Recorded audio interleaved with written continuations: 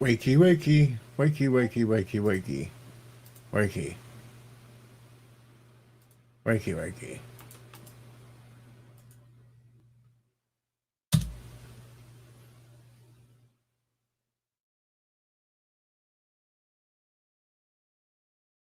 Hello, Cinnabon. How's things going? Hello, Richie Poole.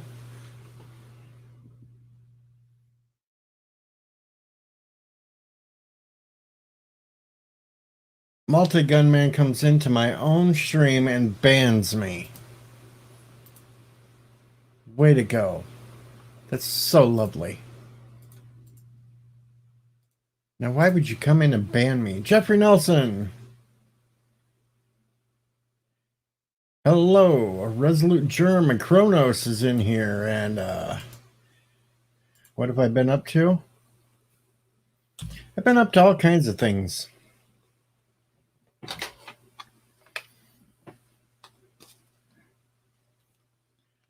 But I'll throw that out there in case anybody wants to join. But also looks like I'm going to have to watch Picard all over again. And cram it. Really fast. Good thing it's only 10 episodes.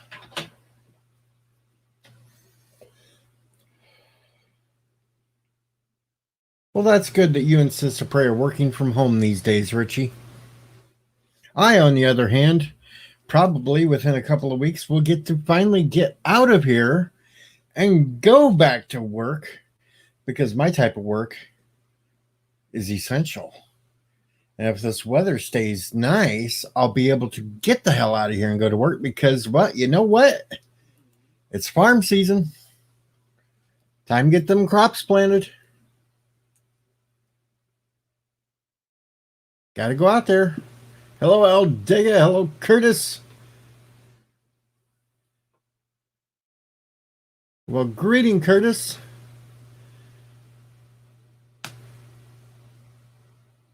Glad for you to be here the first time. Yes, it is. Don't know what else to do today. Talk about, actually. Uh-oh. Just kind of like went and checked you out real quick, Curtis. I like all the Elvis stuff. Yep. Big Elvis fan myself. Gonna have to subscribe for that one just because I got to check all the Elvis stuff out. Sure do.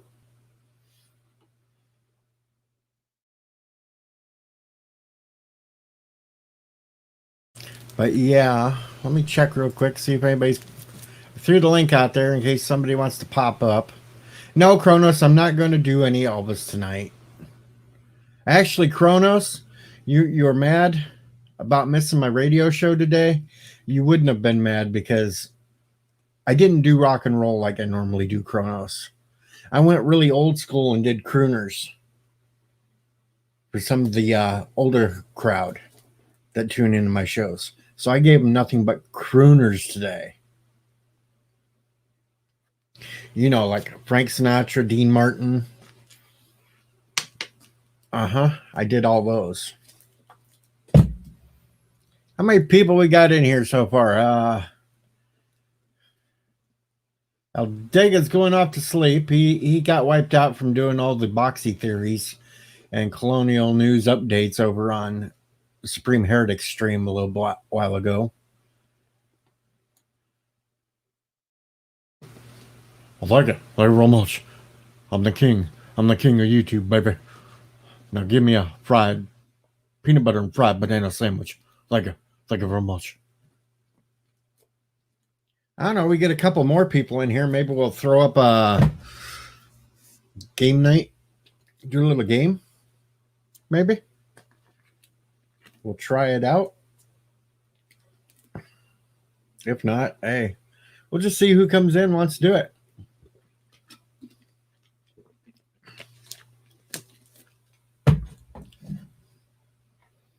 No, my biggest impersonation of Elvis is doing an impersonation of Bullwinkle the Moose singing Elvis.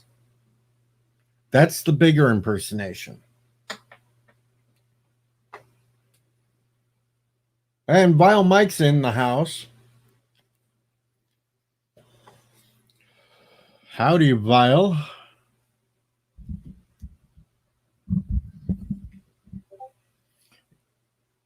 Now I'm getting beeped over somewhere else. I'm going to shut dang Discord down because I hear all these beeps and bangs and boops and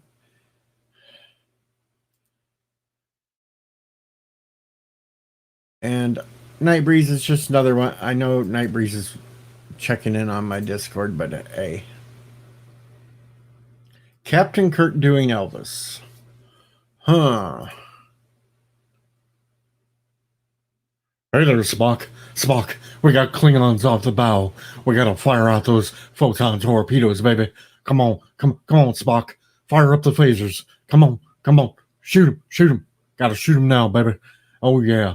Oh, wait a minute. There's one of them green girls. We gotta get her, man. We gotta help rescue that green girl, baby. Come on, Spock. Scotty, give me some warp drive. Give me some warp drive, baby. Come on, Scotty. Give me some warp drive. Okay, there was Elvis as Captain Kirk.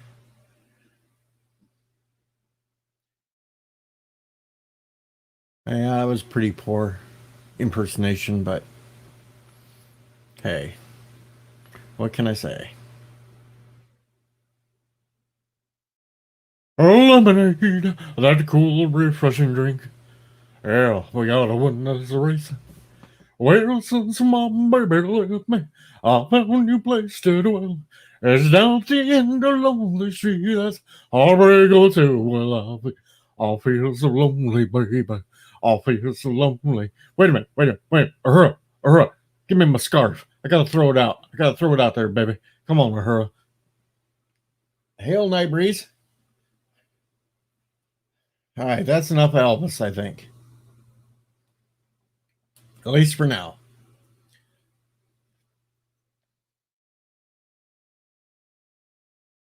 Yes, but it's not the best Elvis you've ever heard either, Resolute. And funny, Jeff Franklin, I do master myself as the master, hence the picture up on the screen right now. I am the master.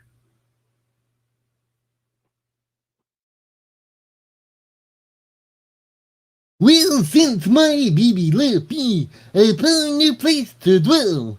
It's down the end of Lonely Street. It's heartbreak. Wait a minute. Lucky, give me back my nuts. Damn it, damn squirrel. Anyway, yes, I'm losing my mind. I have completely lost my mind.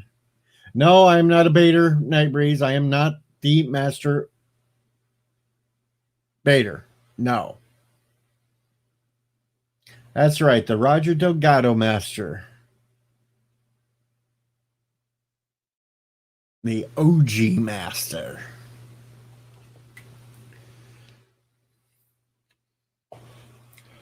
I guess I'll do it again just in case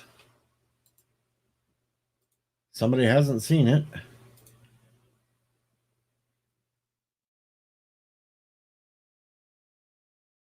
Yeah, Vile Mike and me kind of butt heads every once in a great while on Twitter.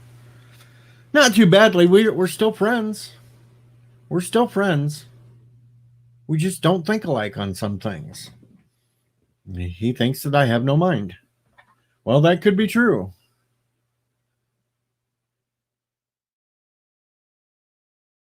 No, Curtis, I quit watching that damn Doctor Who once it regenerated into that abomination that they call the 13th Doctor.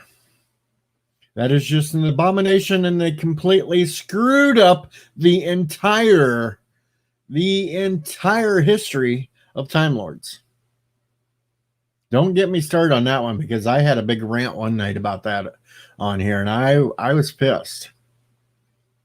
They've completely destroyed canon, and I will not watch it anymore.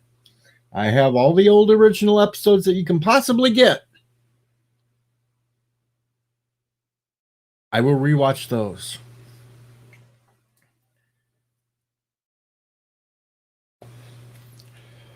Yeah, well, Vile, you need to go home and go to bed.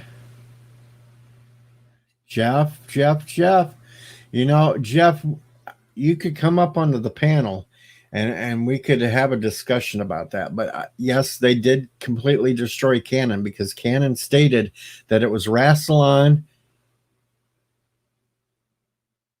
Omega, all those that created Time Lord Society.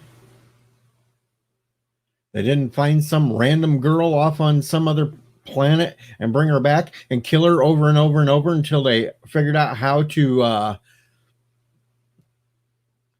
regenerate. Yeah, that's destroying Canon.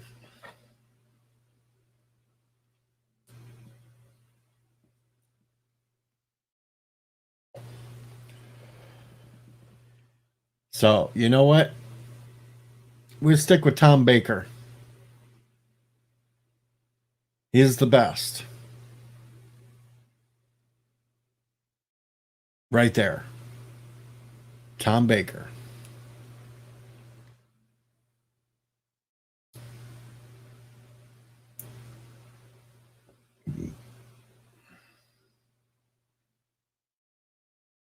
Yeah, Jeff, that's just like killing it. That killed the entire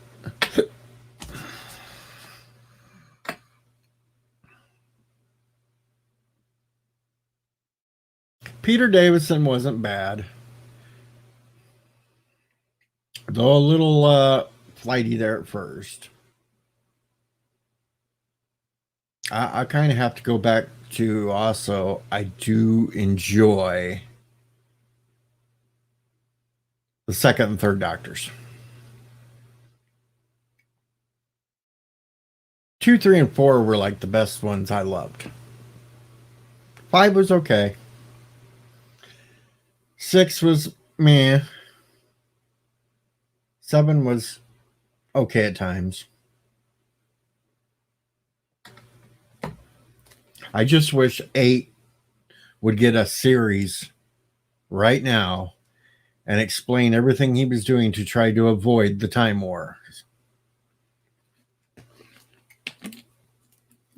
Don't be sorry, Cronus. I know you're not a Whovian.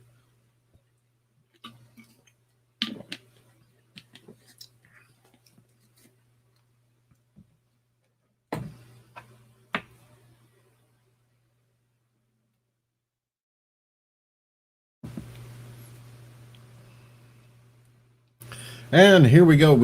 We're being infected now. We've got a germ on screen. It's Resolute Germ. Hello. How you doing, DJ? Thank you for saving me. I was rambling up here all by myself, and you look lonely. I was lonely. Yes, Kronos, you get a pass.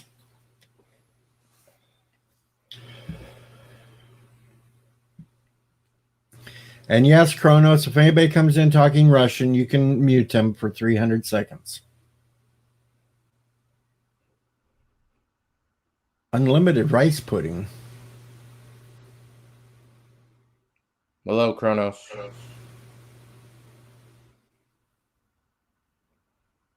Now Curtis likes TOS and Voyager. See, I'm one of those that love TOS, but I also love Enterprise. Because it's been a long road getting from there to here. And now Kronos will be mad at me. Hey, Val Mike says, hey, Germ. Hi, Val. How you doing? While Mike was cheating on a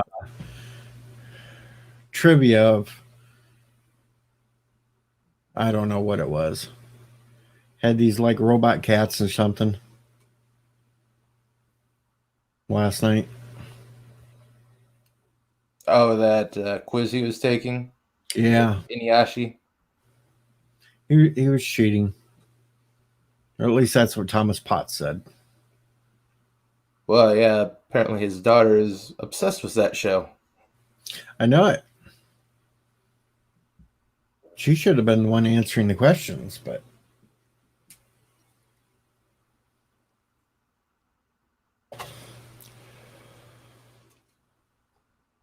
I have to brush up on Picard because I was asked if I kind of want to be on a stream tomorrow night for people that like Picard. And since I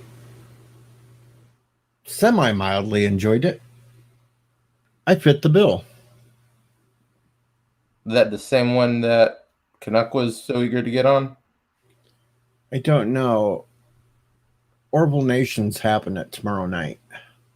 Yeah, I think that's the one. So I have to battle against Rambling Canuck. We know how that goes because me and him's already went over some of that. Thankfully, I didn't even bother with that Discovery. show.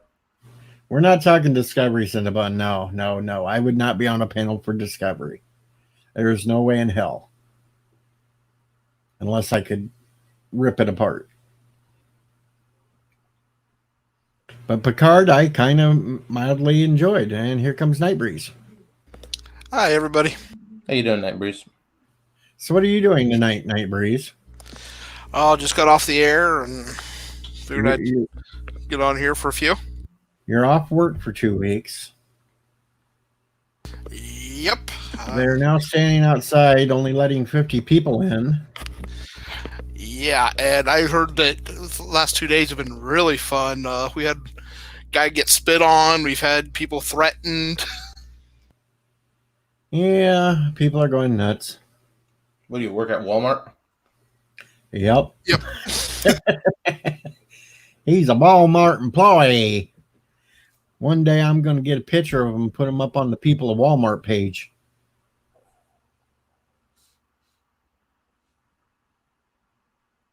Worst the thing is I probably, if I saw the one get threatened, I probably would have gotten fired myself because she's too sweet and too cute to get threatened like that. Oh, I found my new outfit I want to get. Do tell. I found it. I just have to get back to work here so I can afford it. So you're giving up on the Peacock? Well, I'm still waiting for that to be sent. You guys got to get on Sci-Fi Nation's ass about that. He's the one supposed to be sending that to me. But this is the one that I want to get personally for myself. Now you're going to laugh.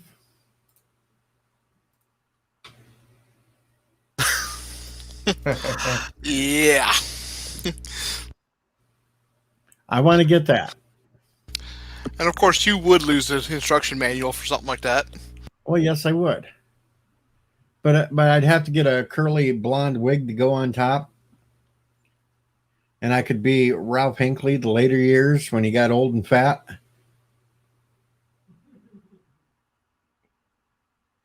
Yeah, that'll work. I thought it would be kind of comical. And here's Darren Wagner. Hello. Hey, Darren. Hi, Darren. But yeah, that's the one I'm looking at now. It's going to cost about $40 for it. That's not too bad. No, not super bad. I did get my hoodie in tonight, but I'm not putting it on yet.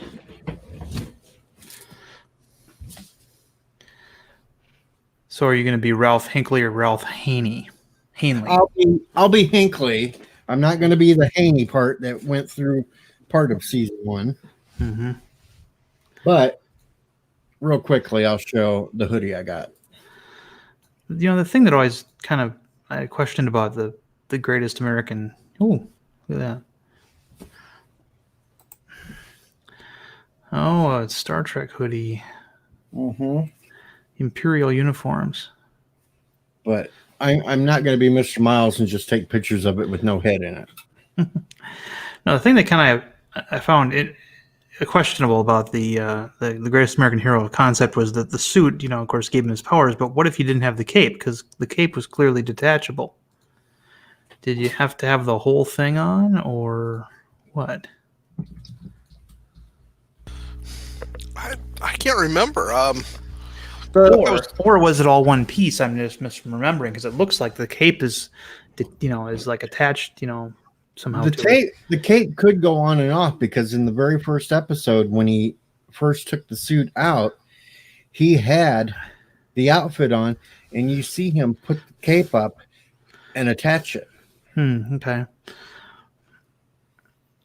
So he must have it must have to all be there and connected in order to work. Now, why he never just took that off when he put it on the clothing or something, or folded it up and tucked it in nicer to where it didn't show as much? I don't know why he didn't do that. Yeah. Well, wasn't he a public school teacher? Yeah. Yeah. Yep. Special Oh, ed there you teacher. go. He was Oh, there you special ed. go. I don't think he was special ed. I just think he taught the remedials. Well, like the first episode, they called it special ed. Yeah, but those kids weren't. No, That's what they were they called just bad apples. that Remedial acted up. until the 90s.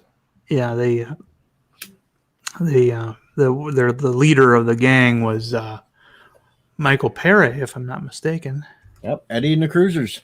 Yep, and Streets of Fire, and also one of my favorite werewolf movies, Bad Moon. And of course, the female lead of the group was Julie Parrish from V. Yeah, Faye Grant was her name, I believe. Yeah, who I for the longest time confused with Sharon Stone. When I first saw Total Recall, I thought that was the gal from V, and it wasn't. Two separate. Rambling Canuck has never watched the episode, never watched the show. So he's going to pick up the series, and he wants to do a review with me on it. And hello, Alexander Brooks.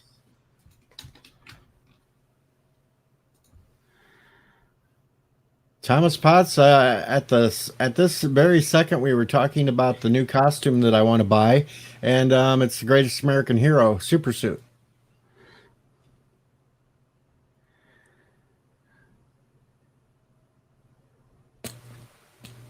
Now, which V, Curtis, the original or the new one?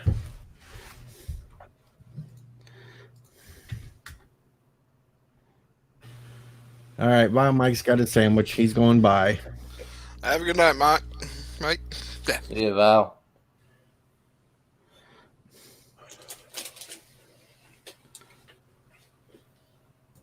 But yes, we're gonna at some point we're gonna eventually do the Greatest American Hero, and then I may talk him into doing V a little.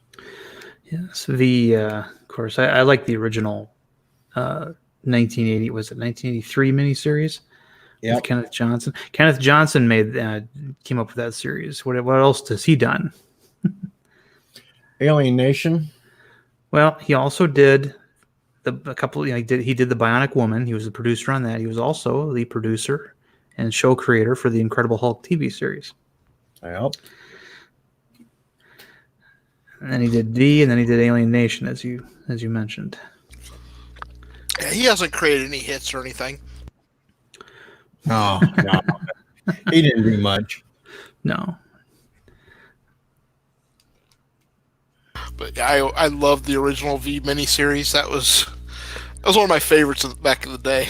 Yeah, it was. It was one of those extended. It kind of felt like an extended Twilight Zone episode. And then and then of course it had the whole. It's a cookbook kind of thing to it. It was very similar. Yeah, that TV series. So that kind of ranks right up there with Battlestar Galactica 1980. Now that one was Bryan Singer in that one too? He was in the TV series. Well, he was in it. Faye Grant was in it. Yeah. Michael Ironside was in it. Ironside came later, though. I think he came in during the TV series. Well, he came in during the battle, the second miniseries. Okay. And then the TV series. Okay. Because I'm looking at yeah, you're right, because it had V, the original V, then it had V, the final battle, sequel miniseries, and then they had an ongoing show that only lasted a year, I think. Yep. So, yeah. NBC milked that for everything they could. And hello, Rambling Canuck. Rambling, hi Beard. Beard is here. Thomas, everybody else I missed. Yeah. No, I'd like to. I wish they'd make more TV like that. Well, I think that was an NBC show, and I think in the early '80s, NBC got a new young executive who was really big on, because they were tired of being second place at best. I think CBS probably had the best ratings up until that point, and ABC was always third. And he actually got NBC up there in the ratings by having, shows, and he did incorporate a lot of science fiction elements. I mean, V was one thing that he did. He was the guy who approved the Smurfs for Saturday morning. I can't remember the guy's name anymore, but he had, if you remember in the early '80s, in particular, mid '80s, they were really pushing a lot of sci-fi on NBC. You had Knight Rider had AI in it, so I guess you could consider that science fiction. It kind of was, but like The Powers of Matthew Starr was another show that they tried, and Manimal was another one. I enjoyed Manimal. My favorite was Misfits of Science. Misfits of Science was another one. I knew you were going to bring that one up. Yeah. Hey, it's my favorite. What can I say? It had a very bizarre opening credits song. It was, as I remember, it was also, I think, the first show for Courtney Cox, after her Springsteen video. Yeah. Well, see, you got to pay AT to actually do the reviews. That's why. Well, I did pay him like 2 years ago. I did like 2 years ago. He still hasn't gotten around to it. I'd start really laying into him then. Yeah. Just ask for a refund. He'll get to it. I'm thinking about putting a special message in the middle of my video, so it's harder for him to edit it out. Where I'm like, oh, by the way, where's Hulk? Anyway, getting back to the. Yeah, do it to everyone you put out there. Where's the Hulk? And back to our review. Yeah, right after the commercial break. Mark Andy's got to give a shout out to Automan. Automan was fun. I actually was in the Navy with the actor. The actor who played Automan was called Chuck Wagner, and his little brother was, I went to sub school with him. That was kind of neat. Kronos wants Airwolf. Yeah, Airwolf. They had a lot of those vehicle shows in the 80s, the high-tech vehicle shows, Knight Rider, Airwolf, and then I think on ABC they had Blue Thunder, which wasn't as cool as Airwolf. But, I enjoyed Blue Thunder. I actually have the movie on DVD. There we go. Max Headroom. Yes, Max Headroom was fun. I remember when he was just Coke ads. I think he was just a character that appeared in Coke ads, and then he got his own show later, as I recall. I thought it was Pepsi. You know what? It was Pepsi. You're right. It was Pepsi. Catch the Wave, yeah. Yeah. Of course, the best for Max Headroom was when he took over the PBS station in Chicago. Yeah. Interrupted Doctor Who. He also interrupted WGN in Chicago, but they were a more sophisticated station, so they could just switch feeds. But yeah, Time Tracks was on Fox, I think. Yeah, Time Tracks. The cool thing about Time Tracks was he had a personal AI too, and it was a yeah, make a commercial Hulk coming out in 10 years on AT channel. No, his AI was a holographic, librarian woman who would help him, but she was in an ATM card. That was what I thought was kind of neat. She was like, you kept this super high tech, powerful computer that could interface with all the computers, in the world with an ATM card. I thought that was neat. I wish 7 days would have went longer. I like that show. 7 days. Yep. Yeah. That's on probably mid-run of Voyager. It's back to back.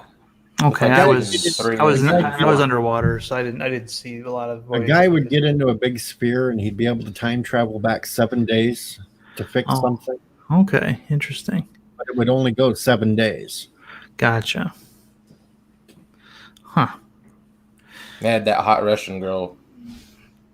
Well, I remember for the longest time they were struggling to have a companion show for the X-Files. X-Files was this huge hit, and they'd come up with other shows to go with it. Like one that I actually liked was Strange Luck with D.B. Sweeney, where he played a guy who had unusually good and bad luck.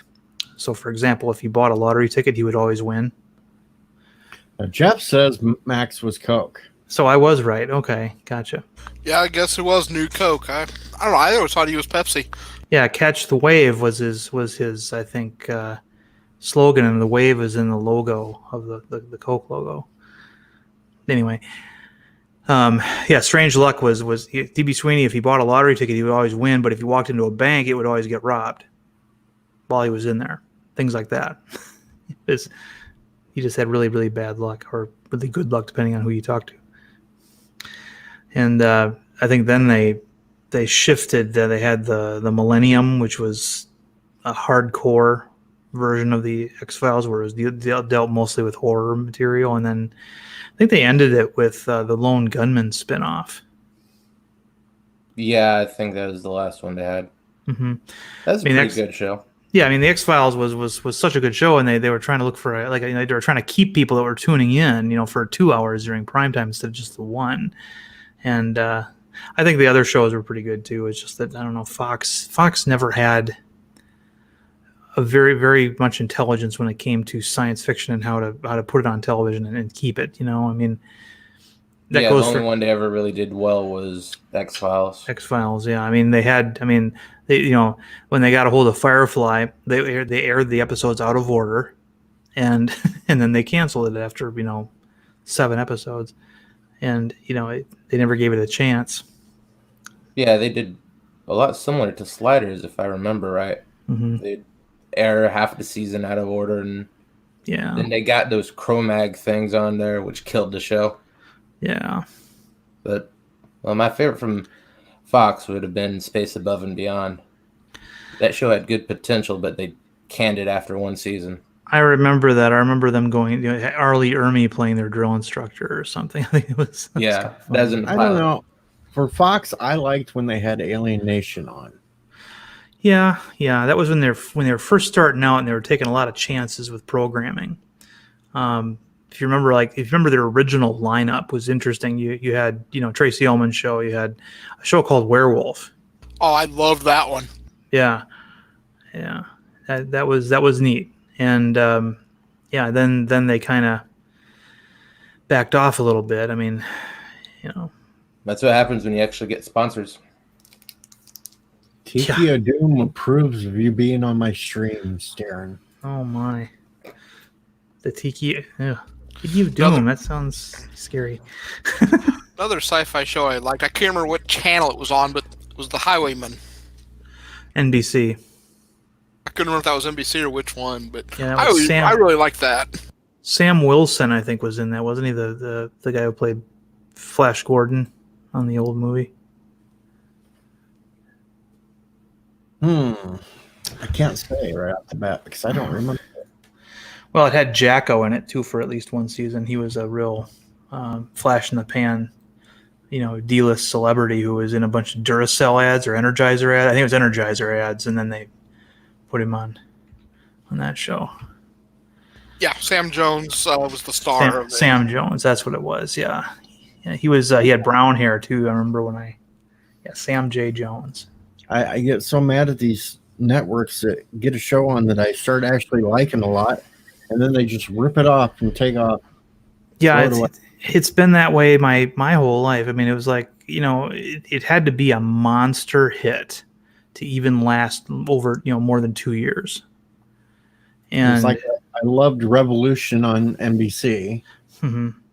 I loved Jericho on CBS. Yeah, part of the problem also was that, the way science fiction always worked was that you spent so much money on the special effects, and then you didn't spend very much on talent. So you had these special, these movies that had a lot of effects in it, good or bad, and then the acting was never really good, and the story wasn't really very good, and stuff. But once in a while you'd get a gem, a really good one, and the network still wouldn't have any faith in it. So apparently, Tiki of Doom, the chatter, is from the Brady Bunch. Oh, It is that little thing that hangs around their neck. Okay, weird. Okay. Now, there was another show that got canceled right when it was getting good. It was called Stephen King's Golden Years. Oh yeah, golden years. Yeah, and it was really starting to get really interesting, and then they ended on a cliffhanger, and it never came back. And and it was because I think it was CBS just they're like, nope, it wasn't the monster hit they thought it should be, and even though it's a cult following now. I mean, they've been. Stephen King has often been asked if he would consider just writing some kind of a book to tie it up and stuff, and he won't do it. It was kind of like Under the Dome. That actually started getting halfway decent, and then it was gone. Yeah, that's another thing too. A lot of sci-fi shows just don't get enough time to figure themselves out the way other shows get to. I mean, Knots Landing was on forever. I never watched it, but we can't get, yeah. I'm going to agree with Kronos on this for once. I want Stargate Universe back. I want them to actually finish it. Maybe never for got a cheap movie. I never For a got into Stargate. I saw the movie with Kurt Russell, and I was like, that's interesting, but the guy, the androgynous guy, creeped me out. And Well, it happens. Yeah. Didn't get into Sequest either. Sequest, I watched it when I was young, and it was okay, but looking back at it now, no. Yeah. But I did like Earth 2. Mm-hmm. With those creepy aliens that could come up out of the ground. Do you remember a TV show, a one-season wonder on CBS, I think it was, called Otherworld, about a family that took a tour through a pyramid? When they came out, they were in an alternate universe. Yep. Yeah, I liked that show. I thought that was had some interesting social commentary and such. Jeff Franklin, buying all the classic Doctor Who Blu-ray sets would be expensive.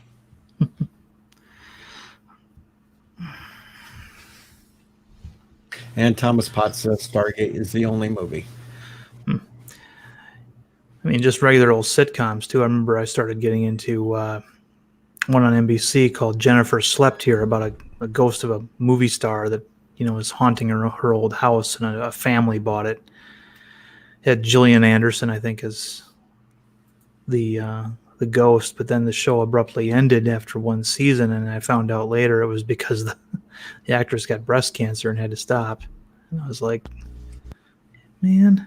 Yeah, that one wasn't bad, but I gotta say, my all-time favorite show of the 80s was Sledgehammer. I always heard about that show, and I actually saw an episode of it, and I thought that was some cutting-edge shit. That was really ahead of its time. Oh, it was. I mean, especially the one episode he was doing one of those police shooting competitions, and he started screwing something on the end of a 44, and they made the comment about him getting a silencer. He says, "Silencer? It's a Loudner." He didn't think his 44 made enough noise when he fired it. It was kind of a takeoff of Files from Police Squad. Yeah. Well, I remember him dressing up like RoboCop for a gag in the show. Because I remember when the old Files from Police Squad first came out. Oh, yeah. Only lasted 6 episodes. I remember seeing the one where Leslie Nielsen goes undercover as a locksmith, because he's trying to undercover, just trying to figure out how the mob are shaking people down and stuff in this neighborhood, and gangster comes in and, be a shame if something happened to your little key store. And he goes, "What about my little keister?" Now, and maybe it was Police Squad, or maybe DJ. There was a comedy police show that had an Elvis impersonator as one of the cops. No, that was the last precinct, or the final precinct. It was something precinct.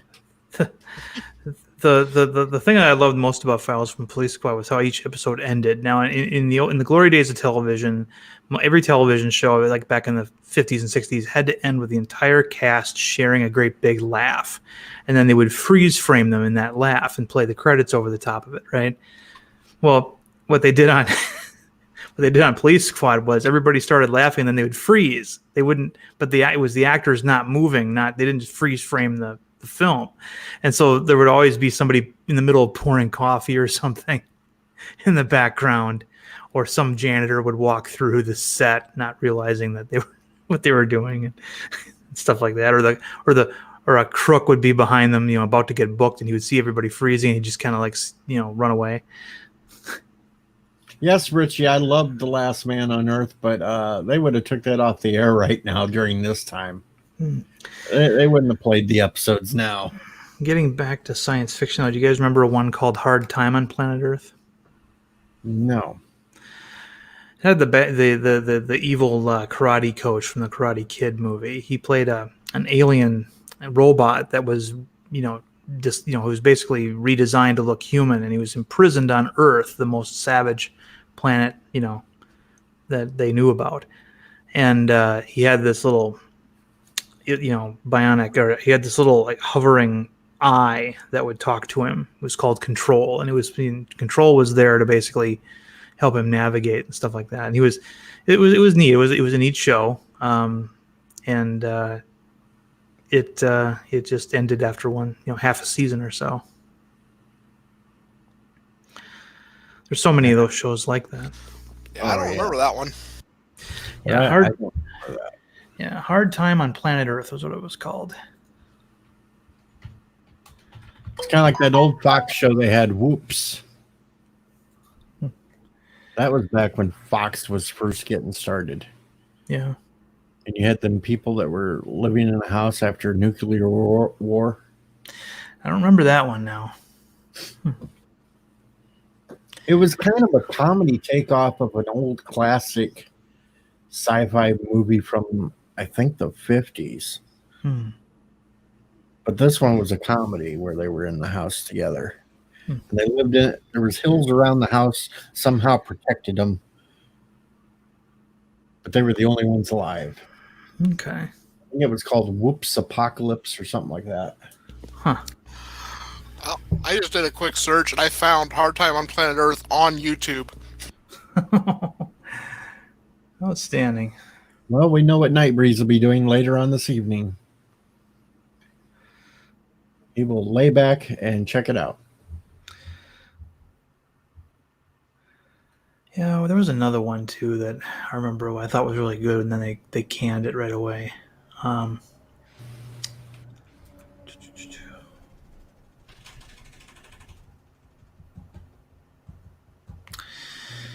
It'll come back to me.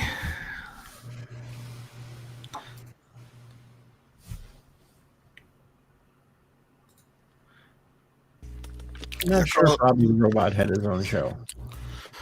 I say Married with Children is probably the most successful show Fox had of their original lineup. Married with Children? Yeah. Well, besides The Simpsons. Well, The Simpsons wasn't part of their original lineup. It was a feature on the Tracy Ullman show. Yeah. And I mean, yeah, Simpsons totally outlasted the Tracy Ullman show. Yeah, it didn't come around until about 91, I think. Yeah.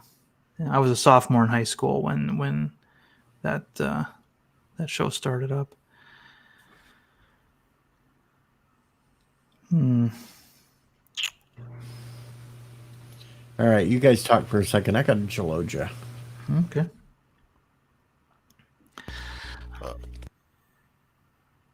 Yeah, Married with Children was. Go ahead. I'm sorry. I was going to say another good show in the 80s was Raven. I don't remember that one. He's a guy was a ninja that left the clan. He was a white guy, but he was raised in a ninja clan, and he left, moved to Hawaii, and I can't think of the actor's name, but it had Lee Majors in it as his best friend. Lee Majors. Yeah, the Bionic Man. Okay, what was this in the 80s or the 90s? Because I'm showing a 1977 show called Raven. No, that was in It was England. either late 80s or maybe it was Here- early 90s. Here it is. Here it is. Yeah, Raven, 1992 series, aired on CBS, and it had Lee Majors in it. Yep, that's him. Yeah. Okay. So yeah, Jeffrey Meek and Lee Majors and Andy Bumatal or Bumatai. Yeah. Okay. Yeah, but the part I can always remember about it was in the pilot. Raven gets into some trouble and he calls Lee Majors up and he's like, "Yeah, I need your help." So he says, "Let me get saddled up." Pulls out a suitcase and just starts loading gun after gun after gun into it. Oh, who doesn't love Lee Majors?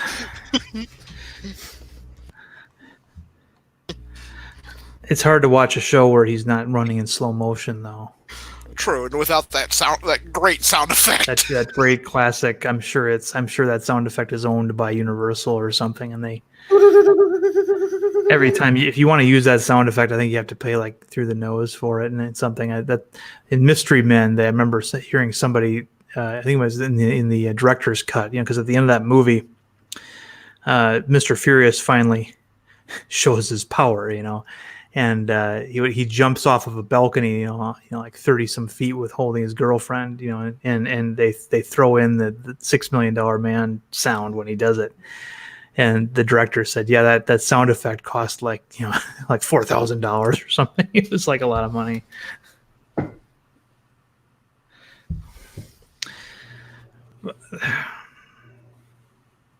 What was another one? Well, Addams Family was a great show. Yeah, it was fun. I mean, I liked both. I mean, that was weird because that was a weird time when in the '60s you had like corporate espionage between the TV networks. So when one found, that one network is going to make a show with a certain kind of theme, they would come out and rush out a copy or something. And so you had that situation between the Munsters and the Addams Family. It's still an argument as to which one was supposed to, made first or whatnot. But, I Dream of Jeannie and Bewitched. You had, Beverly Hillbillies and Green Acres, it's just, yeah. And Tubin, the answer to your question is The Last Man on Earth in the 60s with Vincent Price. Hmm.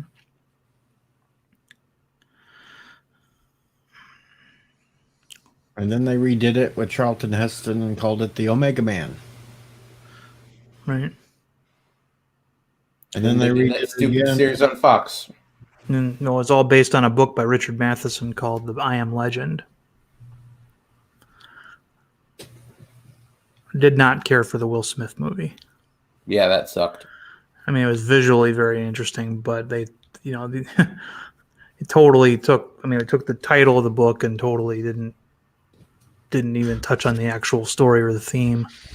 Yeah, I've kind of started watching I Am Legend, Will Smith, a couple of times. I make it like 15, 20 minutes into it, and then I shut it off. The one thing about that movie I remember, though, was that long before anybody was talking about a Batman and Superman movie, they actually had a movie poster. When he walks through New York, you can see, Times Square, and you can see an advertisement that shows the Superman and the Batman symbols merged. And of course, that wasn't even on the drawing board at that point, but that was just a little backdrop they put. No, they had an animated movie. Well, the anime. I'm talking about a motion picture, though. I'm talking about a movie, and that That's wasn't where they even stole that symbol from. Well, yeah, but again, since it was a Warner Brothers movie and they own DC Comics, they could do that, and that generated an internet meme, and I think that's what kind of was the catalyst for Man of Steel and Batman versus Superman. Yeah, them type of movies, though, are probably on hold right now because they don't want to get everybody paranoid over it. I think that's why CBS is going to postpone The Stand until probably next year. Probably, yeah.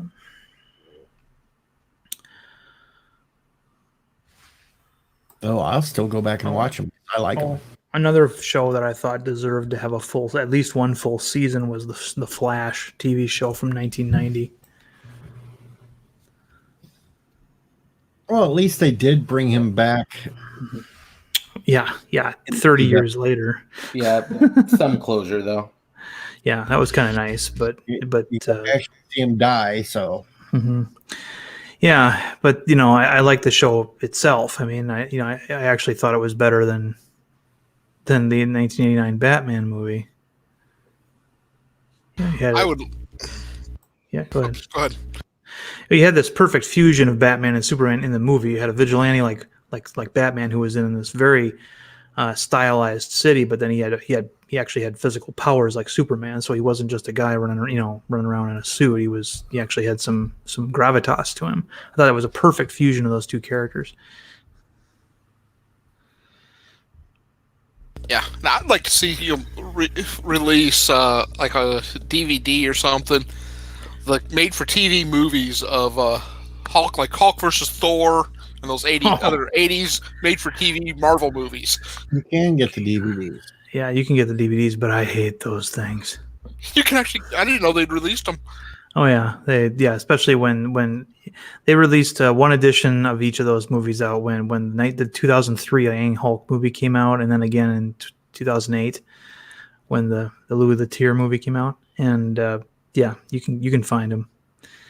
But I didn't like those things at all. Those were not. First of all, those were NBC productions, and they even though they supposedly took place in the world that Kenneth Johnson created, Kenneth Johnson was not involved in those at all. And they ended basically with killing off the Hulk. And the plan was that he was going to get resurrected in another sequel, but Bill Bixby got sick.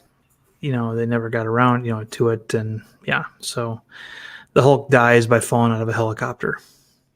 I thought it was an airplane. I thought it was an airplane.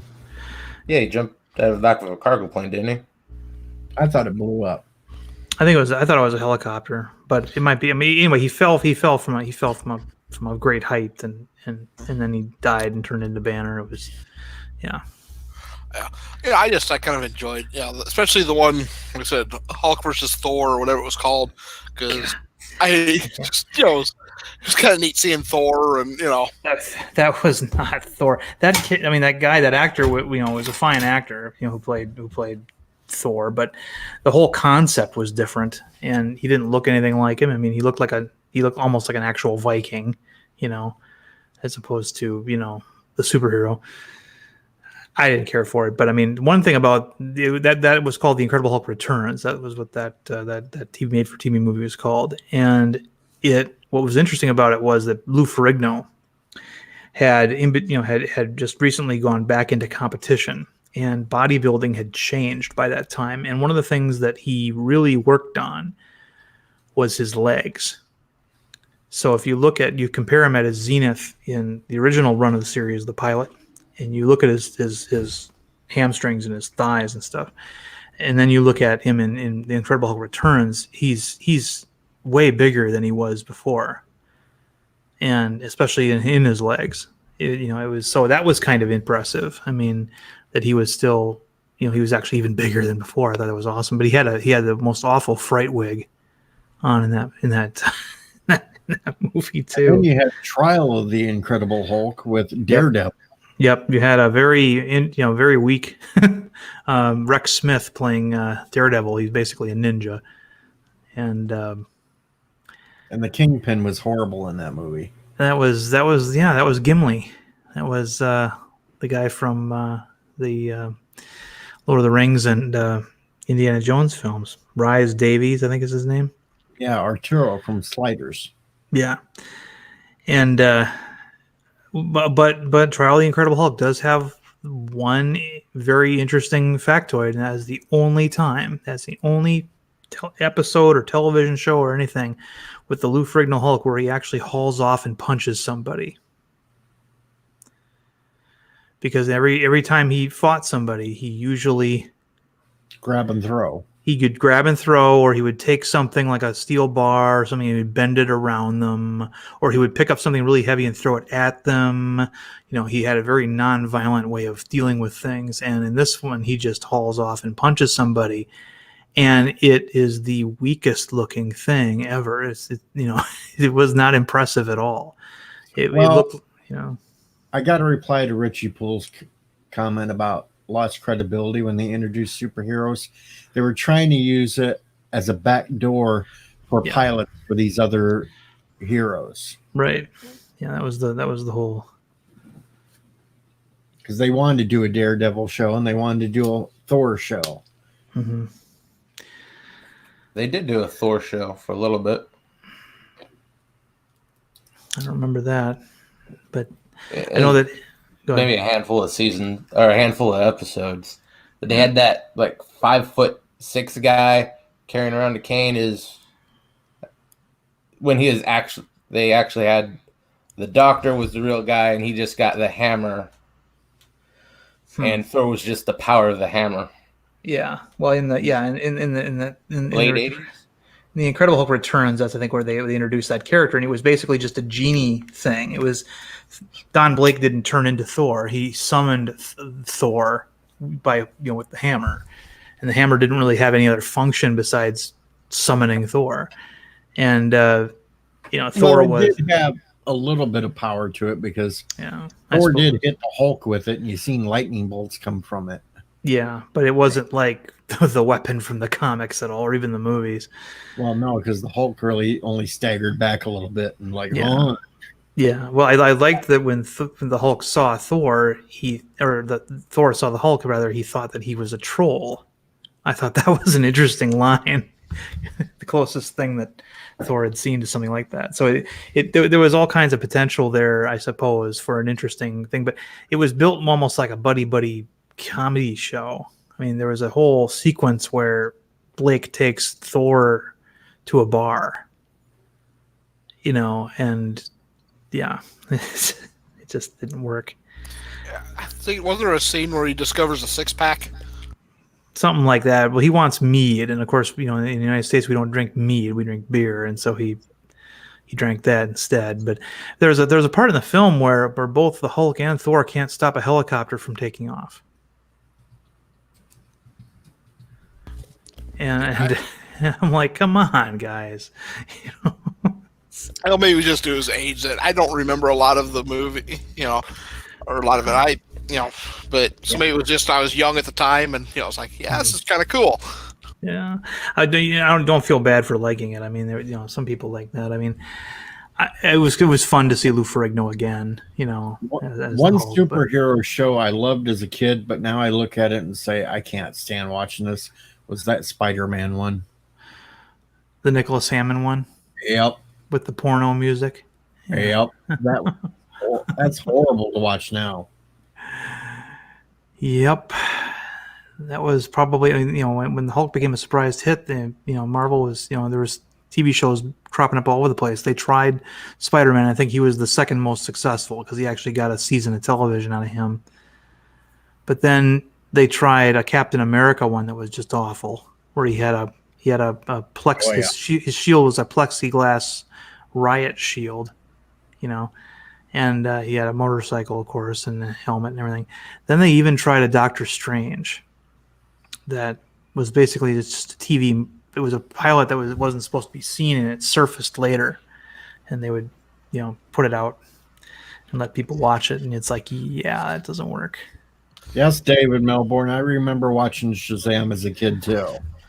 See, I like the first Captain Marvel on that show. There were two guys that played him.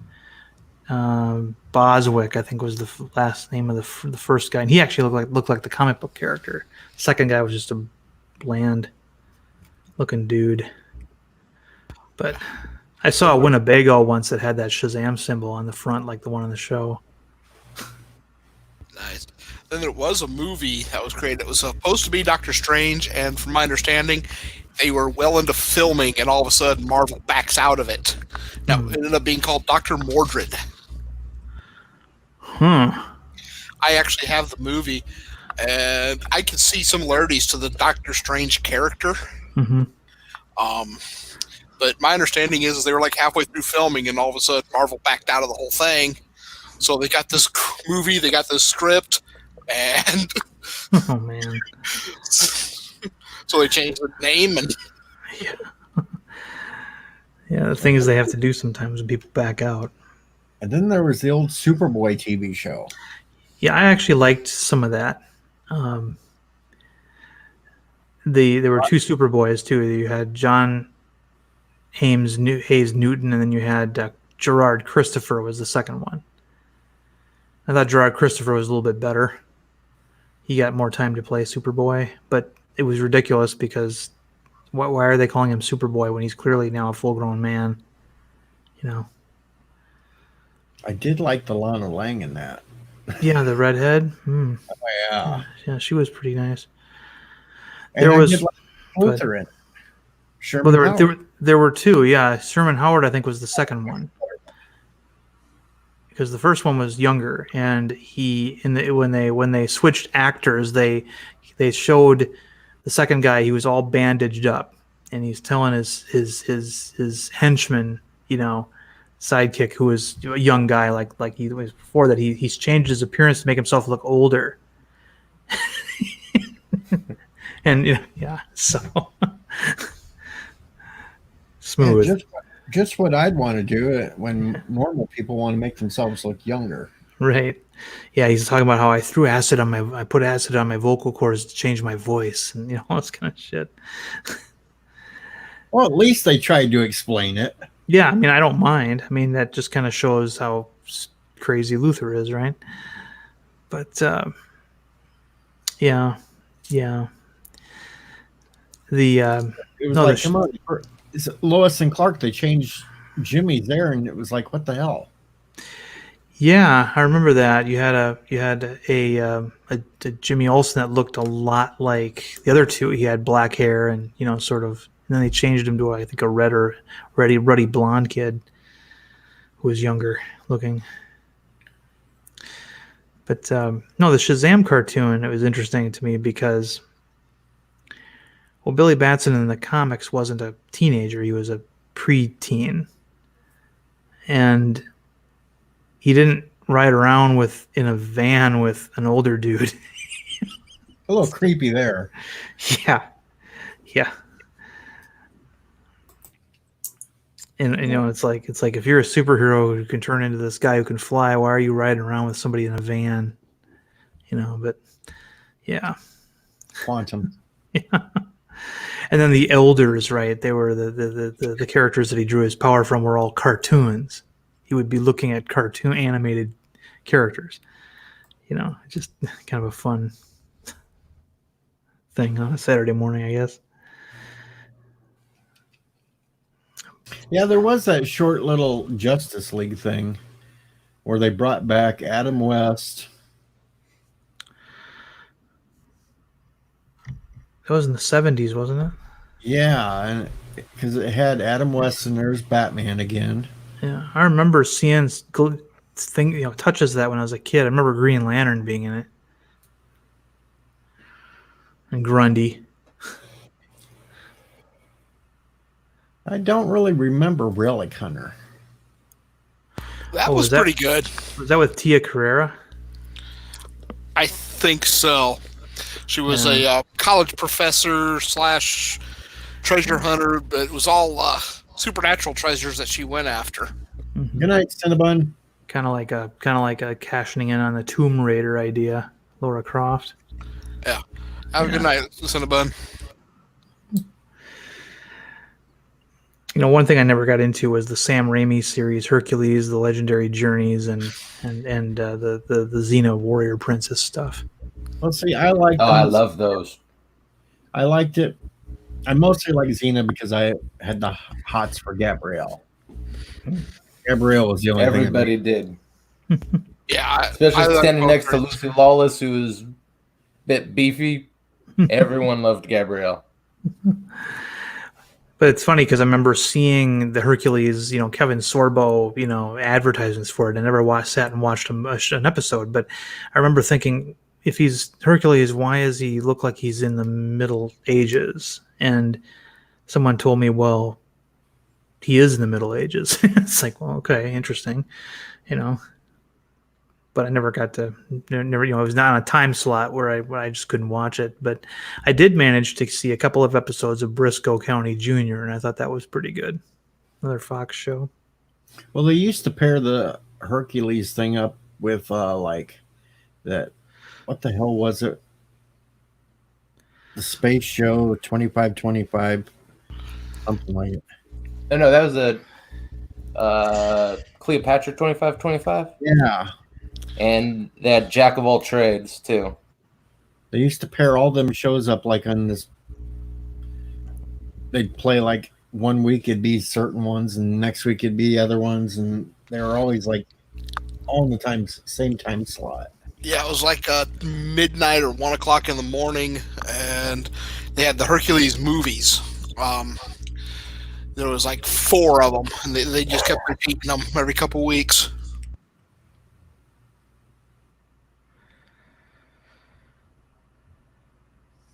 We had Anthony Quinn run the Zeus, which was a little weird. Yeah, but you gotta admit he was hilarious as Zeus. It Yeah. was funny, but you think of Zeus and you think of this older, big, brawny looking guy, and then you get Anthony Quinn. Well, I grew up with Sir Laurence Olivier as Zeus because I watched Clash of the Titans basically nonstop from whatever when it started airing on cable to. I mean, Clash of the Titans was in heavy rotation on HBO for that 2-year period when my folks were wealthy enough to afford HBO, and I would watch it every single time it was on. Memorize that thing. Another show I really liked was Nasty Boys. Started out as a mini series, and then they went to a series about a group of cops that's supposedly based off of a true story. That was on NBC, wasn't it? Yeah. And they, the part that I really always loved was they're at a National Guard armory that had a stolen car ring operating out of it, and they're arguing over who gets to keep which of the cars. It had Benjamin Bratt in it from Demolition Man. I don't remember. Is he also the one that he was on Law and Order at one point? He might have been. He was on in Doctor Strange too. He played the guy who had a spinal injury that Strange had heard about and was able to make a full recovery. And yeah, interesting. There was another cop show that I really thought was neat, and it only lasted maybe 4 episodes before they canned it. It was called Broken Badges, and the concept was that it was about 5 police officers in Los Angeles who were taken off of active duty because of psychological problems, and they were given a shrink to work with. So they're always sitting in a semicircle with this shrink, going through therapy. But they would also, even though they weren't supposed to be solving crimes and doing things, they were finding ways of doing that. But one was it was Miguel Ferreira played sort of their leader, and his psychological problem was that he could not follow instructions. He would not listen to authority figures. The token black guy on the show was Ernie Hudson from Ghostbusters, and he was I think a kleptomaniac. And then you had a woman who was had a death wish, and then you had the last one was this ventriloquist guy. He was this short, guy with glasses. He was a cop, but he actually had a huge temper that you never saw on camera. But he had a ventriloquist doll that would insult people all the time. That was how he focused his aggression. If he didn't have his doll, they would show that him having thrown somebody through a wall. He was almost like he was the Hulk or something. But they never showed him actually doing it. They just showed the results of what happens when he doesn't have his doll. And that was kind of an interesting idea. And it aired for I think 4 seasons, and it went away. The cop show I liked was Forever Night. I remember seeing that. That was good. It's basically a vampire that's become a cop. Mm-hmm. Of course, he only works the night shift, Yeah. and he's not sparkly.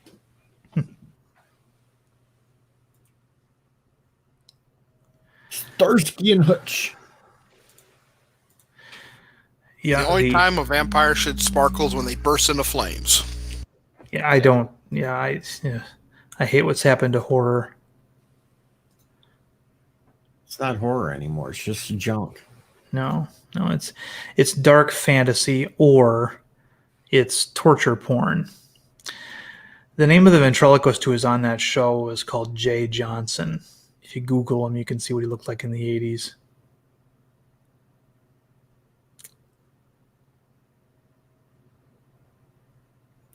Anyway. I don't know. And we started all this because I want a great American hero suit. Hey, another good show was Viper. I remember Viper, but I can't remember what kind of vehicle it was. Was it a Viper car? Yeah, it was a Dodge Viper. Yeah. Okay. It didn't talk, though. No, but it had a couple nice guns on the side of it when he wanted to use them. Now that was a weird show that I semi liked too, Nightman. Yeah, Nightman was based on a comic book from Malibu, I believe. Yeah, it was fun. Yeah. Yeah. A little short, though. That's what Yeah. she.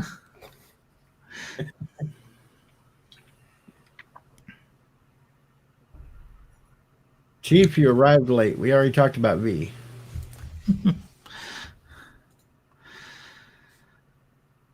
Yeah, he mentions the werewolf series too. We already talked about all these, Chief. Yeah, should have been here. I know you got the notification late. I remember seeing the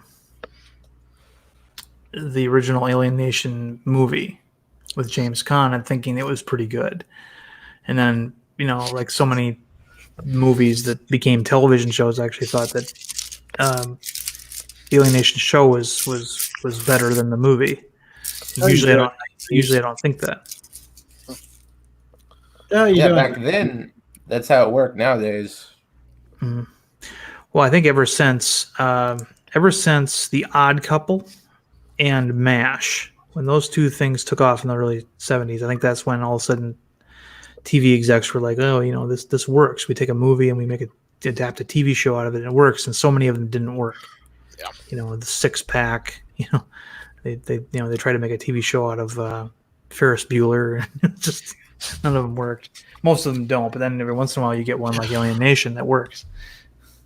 Buffy the Vampire Slayer was another example. I have seen Space Cowboy Scourge.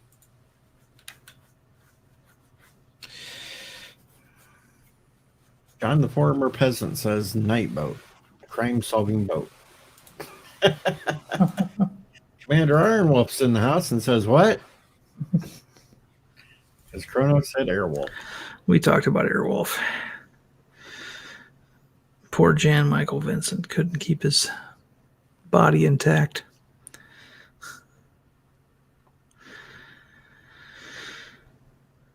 Oh. Starting to scrape the bottom of the barrel. There was another show that was very short-lived called The Phoenix, and it starred the guy who played Khan's son in Wrath of Khan, Joachim. Uh-huh. And, he was like an alien with a medallion and just psychic powers and all kinds of shit. Well, that's still better than the man from Atlantis, Didn't see that. Patrick Duffy. Ah. That was kind of a horrible show back then.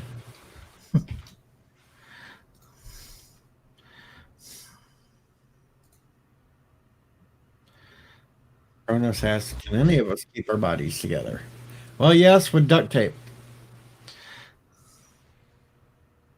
Duct tape will hold it together.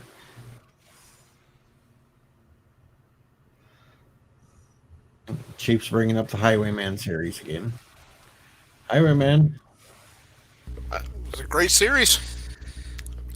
If you say so. I haven't seen it. Well, it was about a guy who drove a truck, right? Yeah, he was a U.S. Marshal, but he had a truck. There was a couple different trucks. Each one was slightly different, but his had a helicopter built into the cab. That's right. That's right. I remember that now.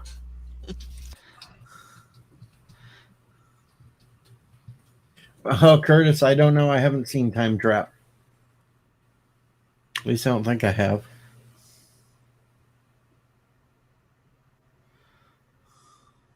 I'm a little off on the movies lately. Yeah, I don't know that one. Never And all heard the of it. movies I wanted to see this year are being postponed, so. Yep. Stupid beer bug.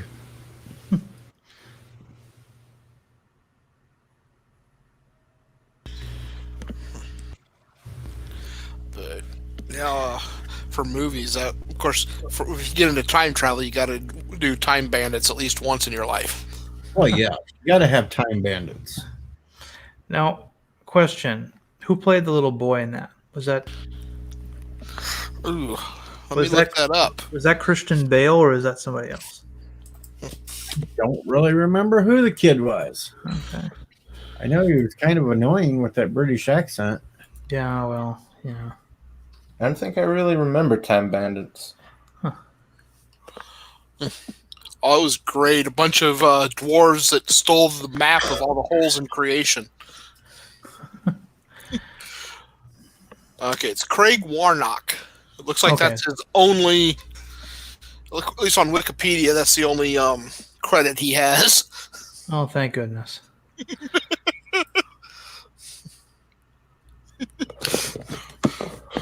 But we did have many other ones that were greats, like Kenny Baker.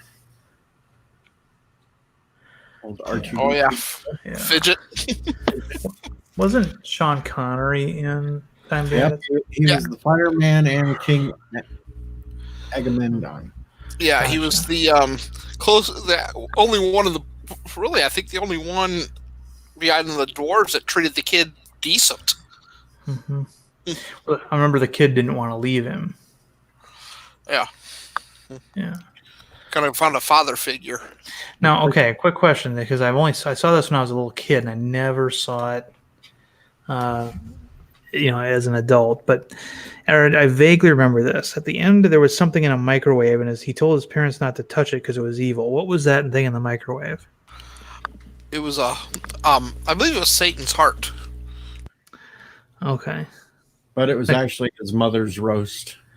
Okay. So, but they touch it and they vanish or they just explode or something. Yeah. Disintegrated. They got Yeah. He tells them don't touch it. It's evil. And of course they just look at him and then they touch it. Of course, they got Thanos. Yeah. Yeah, they explode, and that's what leads the fire. I believe that's what leads the Or I guess he was already.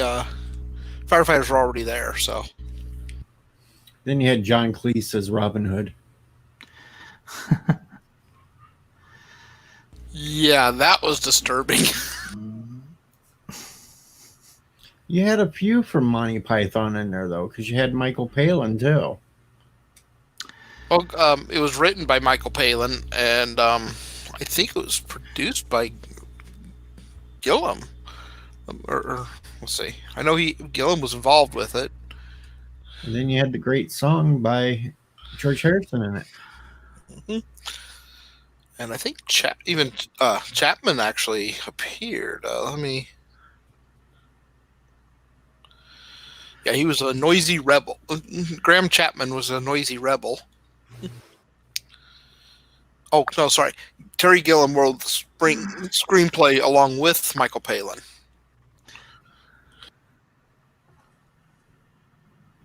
Of course, they'd never make a movie like that these days. Oh, no. Chief Cook finally got one we haven't talked about, Highlander. Anyone ever watch those movies or the series?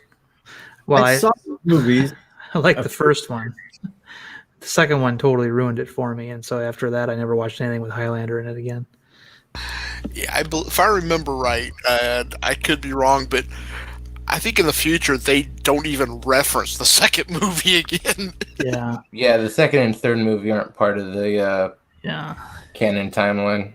They write around it. Everything's based off of the first movie, and they have the series, which was I think 7 years.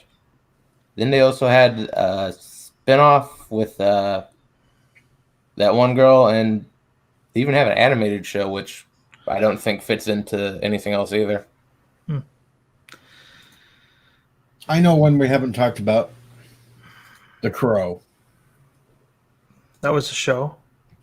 Yeah, they actually made a TV series out of it too. They Not had based off of the good one. Okay, well, I'm going to take off for the evening. I want to thank you for having All me. right, Darren. Have a good one. See you, Darren. See you Have later. you up here. Have a great night, Darren. You too. Yeah, The Crow TV series kind of sucked. I vaguely remember it. Yeah, you're right. Actually, the only one was the first one of Brandon Lee, and that was the only movie that was decent. Then they had the TV series, and it was just dumb as hell. But Kronos, I'll definitely agree with you. Monty Python rocks. Sit on my face and tell me that you love me. Sit on my face, tell me that. Yep, I play that song on my radio show every once in a while. Well, I usually do either always look on the bright side of life, or I'll do the spam song.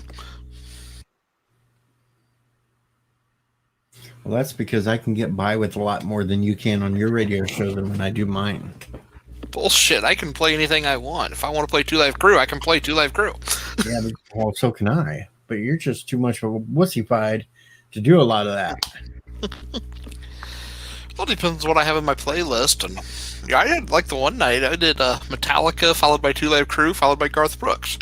Yeah, and then you come over to me and you try to get me to play Kinko the Kid-Loving Clown. Yeah.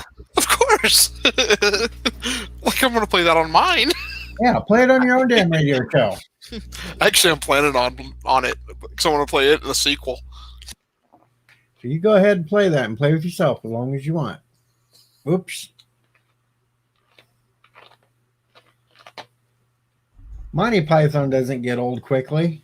You just flipped to Benny Hill for a while. I'm trying to remember. Mantis sounds familiar, but I can't place it. There we go. B.J. McKay and his best friend Bear. And then the spin-off series, Sheriff Lobo.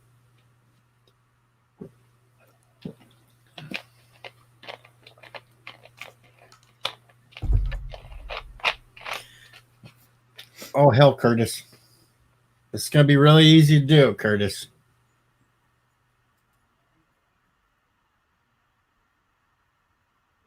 Click that link. And then just follow the simple instructions that it gives you. As long as you got a microphone hooked up, you're good as gold.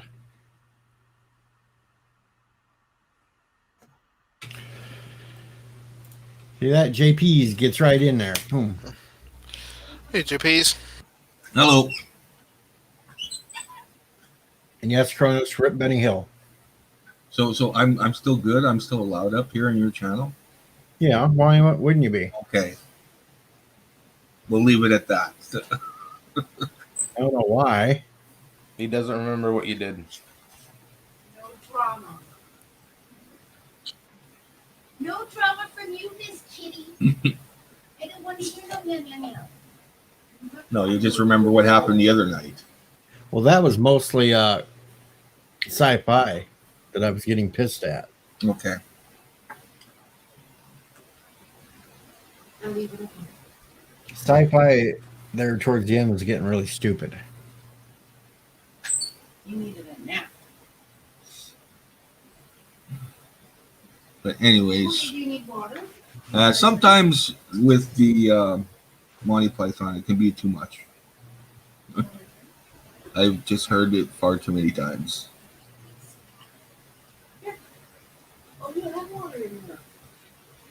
And I used to have Clicking, friends that would just quote it all like 24/7 nonstop to me.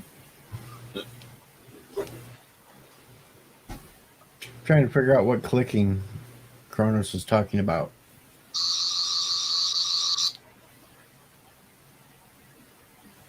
Kronos, I can fix everything for you. Oh my god, you got a sonic screwdriver, you Cool. goddamn nerd. Right, I have a sonic screwdriver. He's cool. No. Is that a little fan on the end? No. It's just a screwdriver. Oh, okay. There's many iterations of it. Yes, I thought it was special with a fan on the end. See that, Curtis? You're up. Hi, Curtis. How you doing, Curtis? Now just make sure you have the YouTube page muted so you don't get super Do you have back. sound? Okay, do I sound all right? Now you Can do. hear you. Yeah, I got a YouTube. Yeah. And no, that's not a vibrator. It's a sonic screwdriver, damn it. Yeah. Okay. Go find your cat. She's Am I still on? Screaming. Yeah, we can hear you. Okay. See, it's not hard to get up here.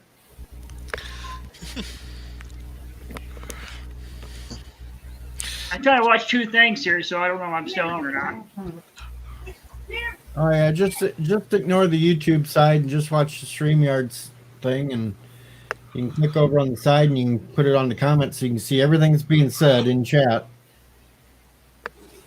and not have to look back and forth. Okay, I might.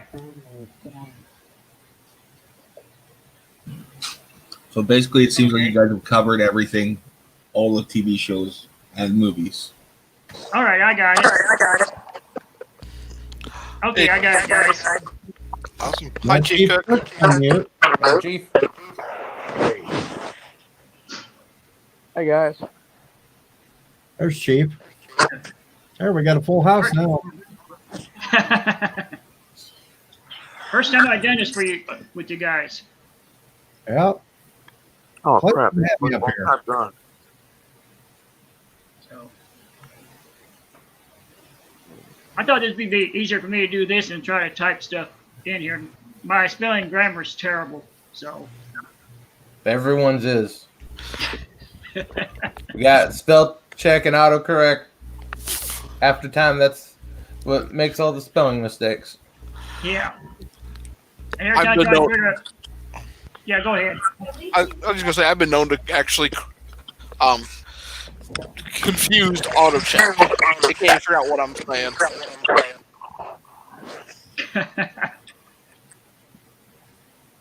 I always try to learn how to do this kind of stuff, but I don't know how to do how, get everybody on one channel like this.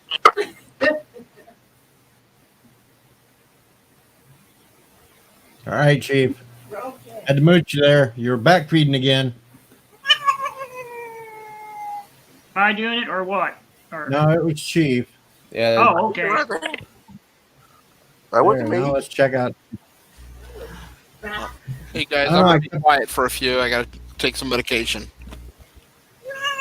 Uh-oh. I hear a cat. Yeah, it's mine. She's being a suck. Stop playing with the pussy.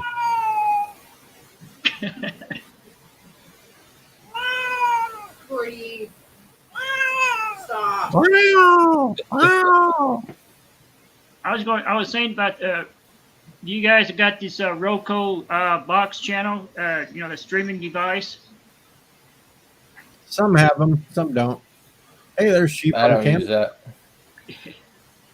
Now, this is how I got knowing about these shows here. My Roku box got some certain TV shows. I got one here called Lex. Have you Yeah, ever I've seen seen that that series? one. What do The you old think about Showtime that? series. Yeah. I tried to watch that series the other First day. 2 seasons are good. I tried to watch it the other day. I just can't get into it. It's a little bit different, yeah. It's the graphics on the show is kind of weird for some reason. Yeah, that is Showtime. And that time they had like that one. They had Stargate originally, and then they had it wasn't Jericho. Something with Luke Perry in it. So they're going a lot more. Jeremiah. Yeah, Jeremiah. Yeah. They're just going for a darker feel with stuff. You know, That's why they had that bimbo on there. the guy with the curly hair with hair hanging down his face or something. Yeah, the emo assassin. Yeah. Yeah. I Emo kind of like dead come up assassin. there. I was like come up there to him to cut that hair right off his face right there with the scissors, you know, and cut that hair right off. Get a haircut, dude. But yeah. No, Night Breeze, I don't really remember Space Rangers. I don't think I've ever seen that one. Matter of fact, there's a lot of shows I've never seen. So I try to catch up on a bunch of old shows by watching from roll call and stuff and try watching most shows I've never seen before. And if I don't like it, I just don't watch it. So One of those things on the Roku have The Greatest American Hero on it. yeah, they got that. They got the full 3 season, I think. Was it 3 season they last? There's 3 seasons. I think so. I just don't know if they play the sequel to it or not. Drunk Doug. He has security and Oh, yeah, just a I don't know. special episode they released on VHS or something. Well, it came out on the DVD. I I know. don't fucking hear it. So They did rush the 3rd season with a female who took over, but that's up to the end. But it's on 2 episodes. But it did show the female Greatest American Hero who replaced him. Yeah, because the show had ended and they came back a couple of years later and they were going to try to revive it, but they were going to change out William Catt for the woman Yeah, and call it Greatest American Heroine. yeah, I saw that. Yeah, I saw the pilot. And that never got broadcast until they released the DVDs. And then I could see why they didn't release it because it was even worse. Than you Yeah. could imagine. And now I they never talking seen about doing it again, reboot it. But I guess they changed their mind. But it's Stop on fucking reboot it with the female. What? Did you say? What do you think about them rebooting all these shows? Do you like any of the reboot shows, or do you don't like them? Most of them I don't like. Yeah, most of them are complete crap. Yeah. I mean, if you're gonna do it well. I mean, do it like update it like that, but don't make it suck like everybody said. Suck it, like Battlestar Galactica. I mean, it was all right like that, but don't just throw everything out the window. It's just like the Star Trek series. Yeah. I like the original series of Star Trek. I said, I hope they won't reboot the series. And They already gonna plan to. Yeah, they already did that. The Yeah. movies. Yeah, with JJ, he kind of, I don't use the word, but I would say the F word anyway. He fucked it up. So Oh yeah. Speaking about JJ, he was in a restaurant and they booed him out, and he had to leave the restaurant because people yell at him for all this stuff. He was in Yeah. a restaurant. I seen it in the theaters when it first came out. I started watching it. I said, "What the heck is going on here?" Is it why Uhura is in love with Spock, and the Nurse Chapel was in love with Spock. Is that She's right? not in it. Yeah, she's not in it. I know JJ thought that was clever because he knew that it was originally Spock going to have the kiss in the original series. And he decided it's just a great idea. Oh, we'll just make this the romance. No, she was a black token. They just made her a black token so she can have one there. Because remember that scene when Spock told her she's gonna transfer with ship, and she said, "I want to be on Enterprise," and he said, "Okay, you want to be Enterprise, okay." And she was the black token girl. Yeah, I know she mad that the other chick from Discovery is getting better screen than her. Because she's not making a lot of movies. Now, did I understand right that did Kirk had the Farragut first before became Captain Enterprise? Was it in the Farragut before? I'm trying to understand a lot of I love Star Trek. I don't read it up like everybody else does, but well, I understand that Kirk was in the Farragut first. Was he? No, No. Pike was the first captain. Well, actually Robert April, but he is not on showing. But Robert April was the first captain, then Kirk. Okay, I know that April was the captain, but I was talking about was he? I know he was on Farragut before he got on the Enterprise. Correct. Okay, but he never met Spock and the others before he No. became on the Enterprise. Okay, so why JJ messed that up then? At the first movie, that would have been great if they would have done it that way the first, and then the second, they would have made it beat up. Then there's nobody. I'm doing my own thing. Cause like every person who ever do Star Trek, they always say same old damn thing. I never know anything about Star Trek. Same old crap. Nick Myers just said that when we were doing Wrath of Khan, every last one of them. I don't know anything about Star Trek. I'm just making a movie. Yeah. And yet the ones who do knows how to make it, like Jonathan Frakes and then whoever made what they get slapped in the face. Yeah. It was I thought I would like the movie. At first I thought I liked it, and I watched it again. I said, no more. I got a Blu-ray. I watched it again here the other day. I said, well, I'm watching this crap. Well, at least we don't have to worry about any new ones being made. Well, they thinking about bring back the JJ Enterprise. No, they JJ killed would have been that. slapped down. So they're not coming back. You mean what a guy named who's played Wonder Woman, Chris Pine and Vine's not coming back. That Vine, that guy, Chris Pine. Chris Pines. Yeah, that Kirk. They said they still negotiating for the movie. They may be talking at him, but his answer is still "fuck you." Has been for the last 2 years. So they don't want to pay any money to the actors for the fourth one because they ain't making money off of them. So they wanted to lower all their prices down, and they're all saying, "Nope, we're not." I saw that story. I saw that story. Yeah, but it said it's still in negotiation. What they were saying. Yeah, they just keep throwing that out in a news story, but it's never going to happen. Yeah, I agree because they'll mess up Discovery and Pike series. Idea. So, excuse me. Yeah, and thank God William Shatner not coming back. Thank God. He's right about that. I wouldn't come back either. I know you're still mad because they killed him off. Yeah, they should have done that. They shouldn't kill him off. I think the reason why they killed him off, in my opinion, they want to get rid of William Shatner. That's what I think. Yeah, it was. No, the original idea was the idea for, if I remember, it was Kirk saved the day, and it goes back to the Nexus, and Patrick Stewart got pissed off about it. He's taking over the movie and stuff. So they changed him, then they killed him off. Yeah, they really didn't need the crossover for that movie. Yeah, that was the environment. That's the story I heard. The story was that Kirk came back, he kicked Soren ass. What his name is? Soren. Saved the bombs, everything. Pike and Patrick Stewart got mad because he was all Kirk this and Kirk that. I can fight, I can do what Kirk did, and he got his ass kicked. And 2 minutes in the scene. So that was that. Yeah. The world is not ending. So I don't blame him for not coming back. I just hate the fact. That they should pass the torch right.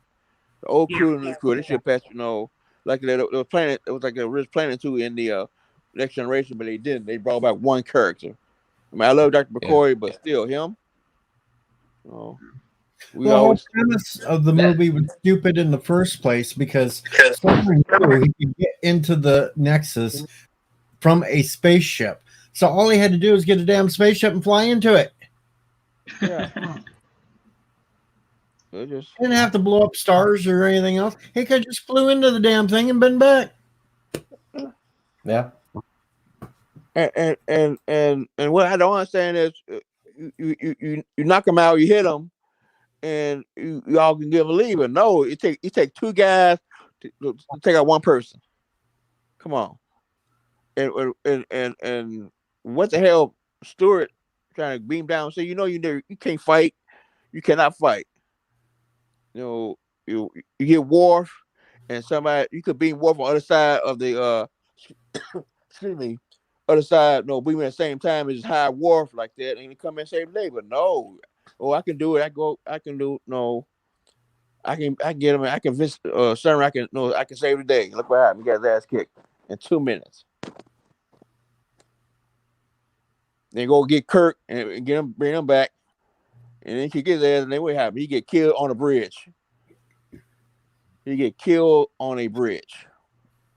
So that's Star Trek. I think I also heard there was originally planned was they were going to have Kirk and Picard fight over the bridge of the Enterprise. Did you hear that too? Yeah, the story was, he was a coming aboard on ship, and since Kirk is senior, he takes over and to the ship, and like I said, everybody got mad because Kirk was in all the scenes. That's why everybody got mad because he was still in the show.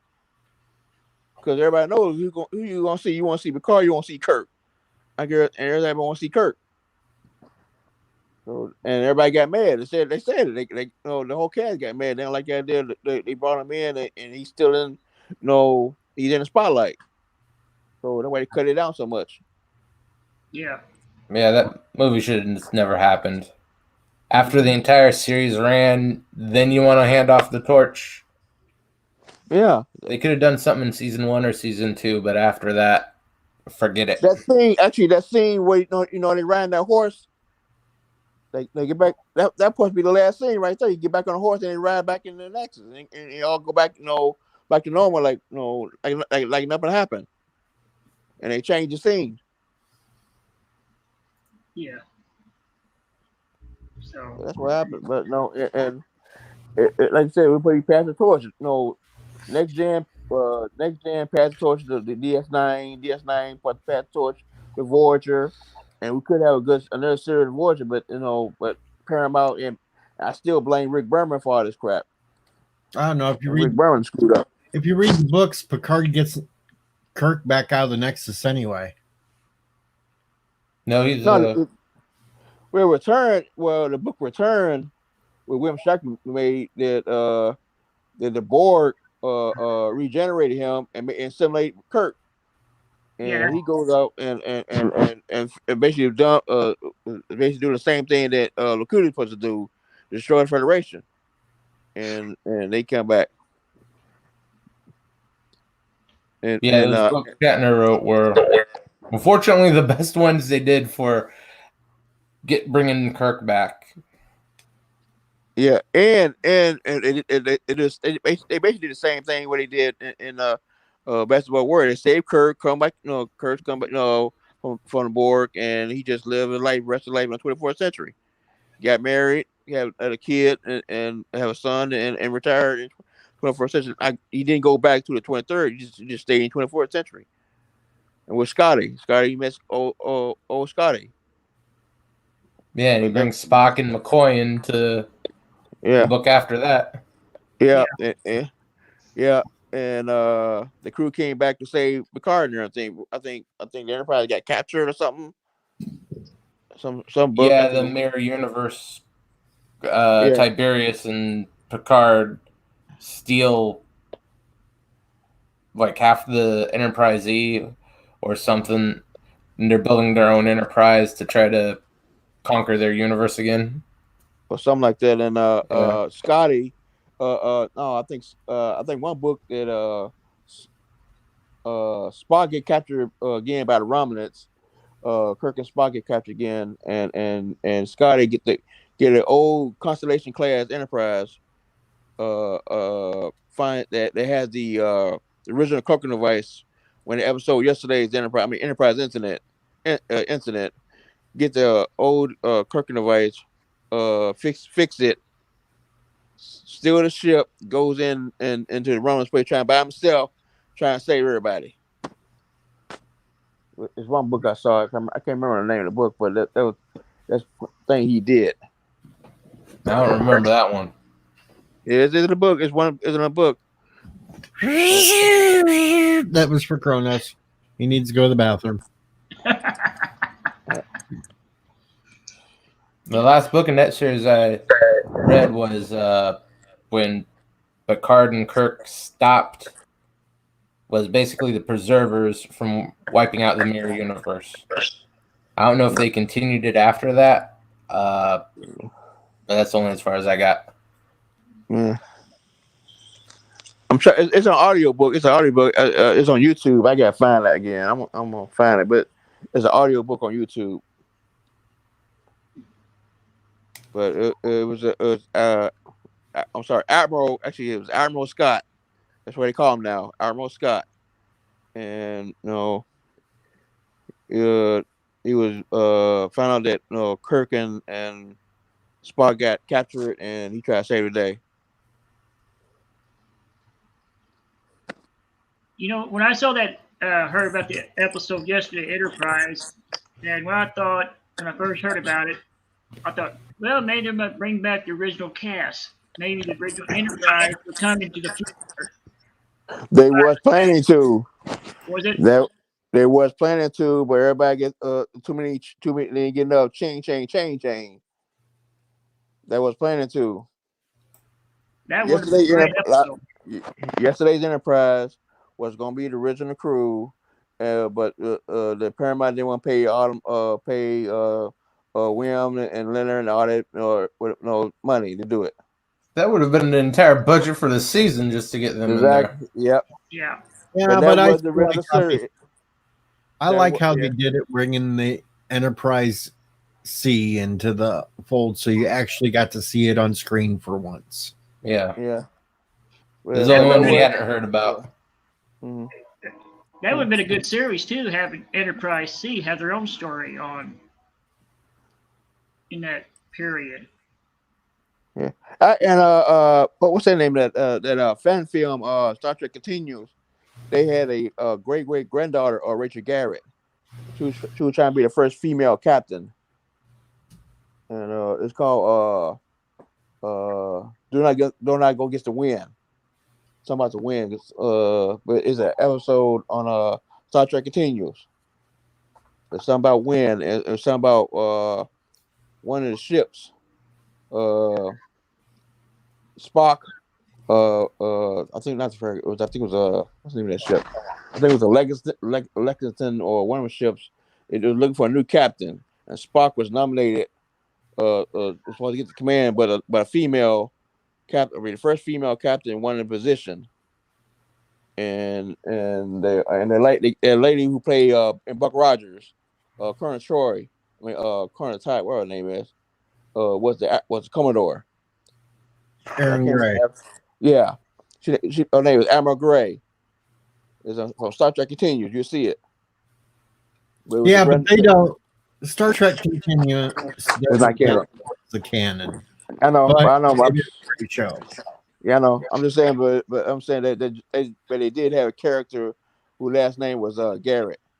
It supposed to be the great granddaughter of Rachel Garrett. What I liked about the Star Trek Continues is the last episode they made for that. Yeah, the crew ended up in the outfits from the motion picture. Yeah, and he was thinking about doing that too. But I guess he got in trouble with something, some sexual trouble or something. But it was I think that's more years later. Yeah, that just popped up maybe last year. Yeah, It was more or less. I think CBS got on his ass about making them because they were working on the plans for Discovery, and they didn't want competition of something that was actually better than what they were putting. When Axonar won that case, he said he was gonna go ahead and start redoing it again because everybody keep pressuring him about doing it at the Subject Convention. He said, "Okay, fine," but then when the sexual thing came up, they canceled it. They still couldn't Not- do it the way they were doing it because when Axnor won their case, it limited on how long they could do. Yeah, you said you don't mind doing that. You said you fine. You said that was fine. You said it was unlimited, same thing like that. No, like 15, wherever it is, 15 hours. Like you said, yeah, no problem. It just you said that the sexual thing. It was, Yeah, and was you costing. know who had their little fingers in on that one? Alex Peters. Yeah. Mm-hmm. I figured that. Yeah, cause you did blame Alex for Axonar and cancel his show because he was on 10, maybe more. It depends on the fans. And when Axonar blew up and killed the fan chain, he blamed because he went off on Alex. Well, the whole thing about this female that came out against Vic is really good friends with Alex Peters. Yeah. That whole thing just smelled rotten from the get-go, and I think it was a way of trying to push him out of not doing any more continues because they didn't want any competition. Yeah, exactly. A lot of it was for his voiceover work too. Yeah. I don't know if it's just the one that accused him, but when he lost all that work from Funimation, it was her husband or boyfriend that got all his jobs. Yep. Mm-hmm. But you can find Vic in more than just the Star Trek thing, because if you watch fan films for Fallout, Vic pops up in a whole hell of a lot of them. Yeah. And the other fan film, the Star Trek Voyager, he worked with the guy who looked like Elvis. Whatever the guy name is, who got the Is it James Cawley? Yeah. They was gonna work together because James Cawley also got their model, the Enterprise model, and some studio where they get tours or something, and they was gonna work together with him. They was gonna plan to do something, but they never did. Well, gentlemen, I think I'm going to call it a night. So have a wonderful night. All right. See you night, Bruce. And if you like the Star Trek continues, look up on YouTube the Star Trek Phase 2. Because they also do basically the TOS era stuff too. That ain't bad. Yeah. And actually, make a long story short, James, Conway, whatever his name, blamed Vic at first. Because Vic was was doing a good job on his series. They stopped making him serious because Vic was stealing all the ideas like that and people, and they went back and forth. And all of a sudden, and he started, and guy and James couldn't continue to pay Kurt because we had you're doing the Elvis thing so much. So that fell apart. So that's why you never seen any Star Trek Voyager. New Voyage film thing because Vic has stole a lot of stuff. But now they came together to go against Peter. Where they tried to go against Peter. Well, I just don't know how well that Axonar thing is going to work out anyway, because they're limited to 2 15-minute episodes. That's all they can do. Yeah. And now he pushed it back to, I think he said August or something. I think August. Because they were originally going to release the first part of it at Comic-Con. Yeah. During that time. But who the hell knows what's going to happen. They could still release that. But hell, everything's shut down. I don't understand why you can't put it on YouTube. That's why I understand. You trying to get I think they will. Yeah. I think they were just hoping to get a boost from all the nerd things going for Comic-Con, but I don't think any of that shit's going to happen this year. No, it's not. But still, man, he can drop it right now, and it not gonna hurt anything. Because now since Picard's gone, and who knows, Discovery gonna when Discovery's gonna come out, he can drop it right now. Discovery's a piece of crap. I ain't watching it. Yeah. And if I was him, I would drop that sucker as soon as Discovery come out the same damn day. and see what happened. Well, I'm sure there's probably something written somewhere in the contracts Yeah, I that know. allow them to do it, that they can't release it during these certain times. Yeah, I know, but I think that or that was me. I'll take that chance. Look, you want to watch a better series or watch that piece of junk? Watch this. Don't say something like that. I guarantee the fans will switch. I thought I would like Star Trek Picard, but I started watching it. It sounds like it's getting kind of dark to me with the series. Yeah, Does it seem dark. that to you? Well, I'll say it's better than Discovery. Yeah. There's That's parts of not it that saying I like. much. There's parts of it that I like. There's parts of it that I don't like. I basically thought the whole last 15 minutes of the season ender was crap. Yeah. I still need to see the last one with Jonathan Frakes was on there. I heard that was a good episode, but I don't know. I haven't seen it yet. So It was good up to the point when he showed up, and then after that, it just went all to hell. Went off the rail. So we all thought he was going to be aboard Enterprise, and when he said USS. Oh, we all didn't think that. I knew there was going to be no Enterprise. Yeah. I knew there would not be an Enterprise in this show. Yeah. But it would be great if it did. That was hopeful dreaming, because even people after watching the episode wanted to argue that it was a Sovereign class spaceship, and I said, no, it's not. It's all cut and paste of the same damn ship. They only had 2 variations of the cells on it. The rest of it was shit. It's a Vesta, from what I can tell. I've seen a lot of comparisons to the online game. It's one of the that's what I said. That's variants. what I said. Yeah, that's like what I said. Those are ships from online or Star Trek Online. Every last one of them. And it is just the one. They have at least a dozen unique ones on the Star Trek Online they could have used and just plopped them in there randomly. But they just grabbed one ship and then duplicated it 200 times. Yeah. Well, if you look at it, there's actually 2 ships, because the nacelles are slightly different from one to another, but the rest of it's basically the same thing. But that is we all thought it was going to be the Odyssey class, but no, it didn't look like it. Odyssey, right there. Them are ugly. I seen a clip of this on YouTube. Somebody put it on YouTube here the other day. They showed the last ending of the show, and I saw those ships. And the thing I noticed when they do the warp thing, it's kind of like the JJ effect. You notice that? It is the JJ effect. They just transferred it over. If you look closely, half of them have JJ warp nacelles on them.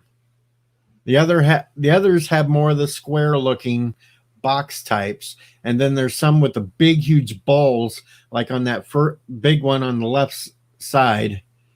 That's right out front. It has the big JJ looking ones. Yeah. Now I noticed on the nacelles. Just ran over it. Yeah. I noticed on the nacelles now they're using, the blue and the red. The busters. Is that what you call them? The buster, the red, and then the blue and the sky. I noticed we're using it now. You're back feeding bad. Oh, that was me. Hold on. Is it me or somebody else? No, it's Chief. It was back feeding on Chiefs. He muted himself right now, so it stopped. Oh, okay. So, did you understand what I was trying to say, though? You might want to repeat it. Okay. Well, I noticed on the nacelles on the ships now, I noticed they look like they're using the original colors now. Like the blue and the reds. Is that like the original colors? They are from like TNG and stuff. Yeah.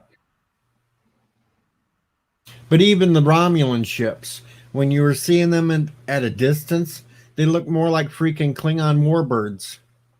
I haven't seen in the new ones yet on the series. Yeah, they're hideous. Those should look like those ships from Buck Rogers or that Hawk ship. Yeah, it kind of looked a little bit like Hawk ship from the second season of Buck Rogers.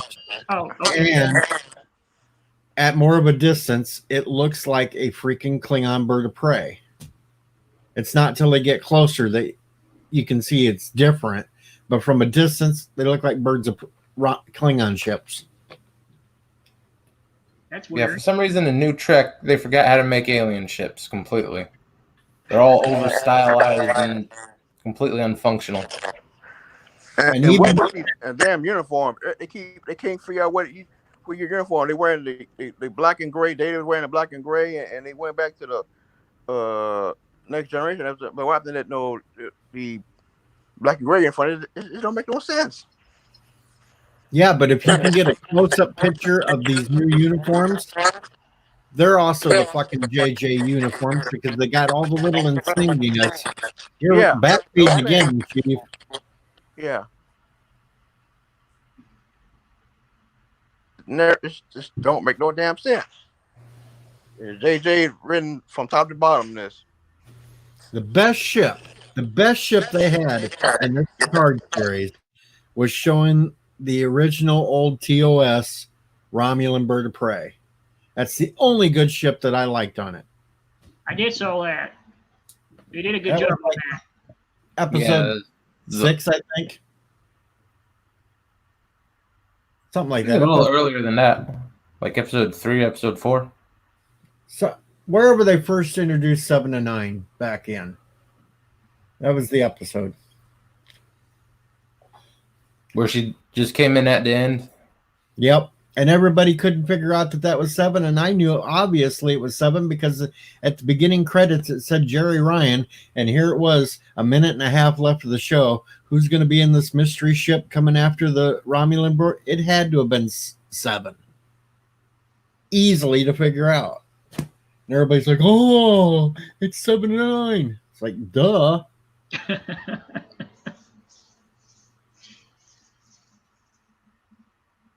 At least they brought somebody from Voyager back in there, though. So. Well, yeah, everyone on DS9 told him to go to hell. I don't blame them, and I think they're mad at CBS. It did? I didn't know that. I thought Michael Dorn out of it, but I didn't know DS9 people did that. Wow. No, what's her name? Who played Nerys and the guy who played Bashir, they won't even talk to CBS anymore. This is Wow. years. I heard one of them said that they were too busy concentrating on the original series and Next Generation, and they're not doing nothing with Voyager. That's what I heard. I don't know if that's true or not. So. Well, yeah, from what I've read, most of the cast of DS9, CBS burned bridges with them a long time ago.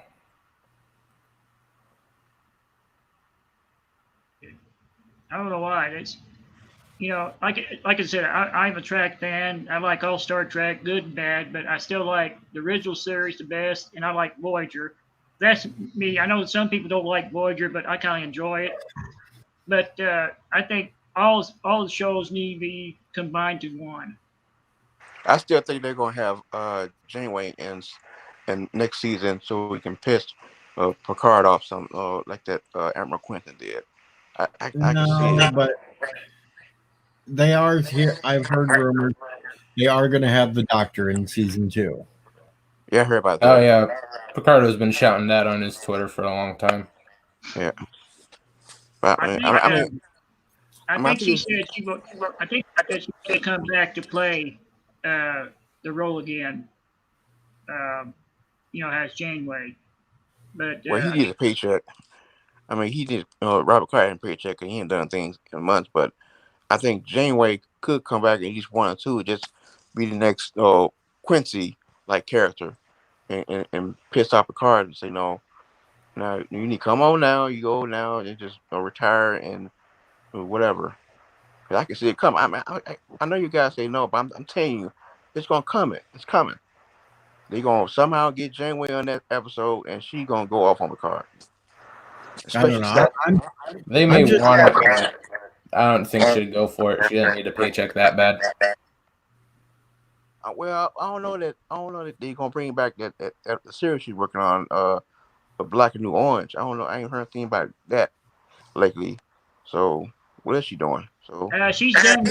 She's done with the Black and Blue Orange. She's finished filming it. I think they're finishing and airing it on Netflix right now. So okay. So like I said, she got time. I'm saying they're gonna find something. Gary in Picard gonna do something stupid or something happen on Picard, and she gonna get her to chase him down, trying to get him back to Earth or something. I'm just happy that major plot I called right before the. Hey, Chief. Could you... I said two things would happen, and they both happened on that last episode, and I was happy that I was right. And what was that? I called Riker that Riker would show up in a starship, and I called what would happen to Picard. What, in an android body? Yep. Yeah, I saw You that go coming. back to my live stream from that I saw night. that coming too. Yeah, I saw that coming. Yeah, you're right about the Picard body. Yeah. I stated both those things would happen before Picard dropped that night, and we were sitting there doing the live stream of the show during it, and each time it came down to what I called, I said, "Yep, called it again." It just made all that technology, yet they still can't find one damn cure. But yeah, they put him in a new body. I think they did the worst thing possible.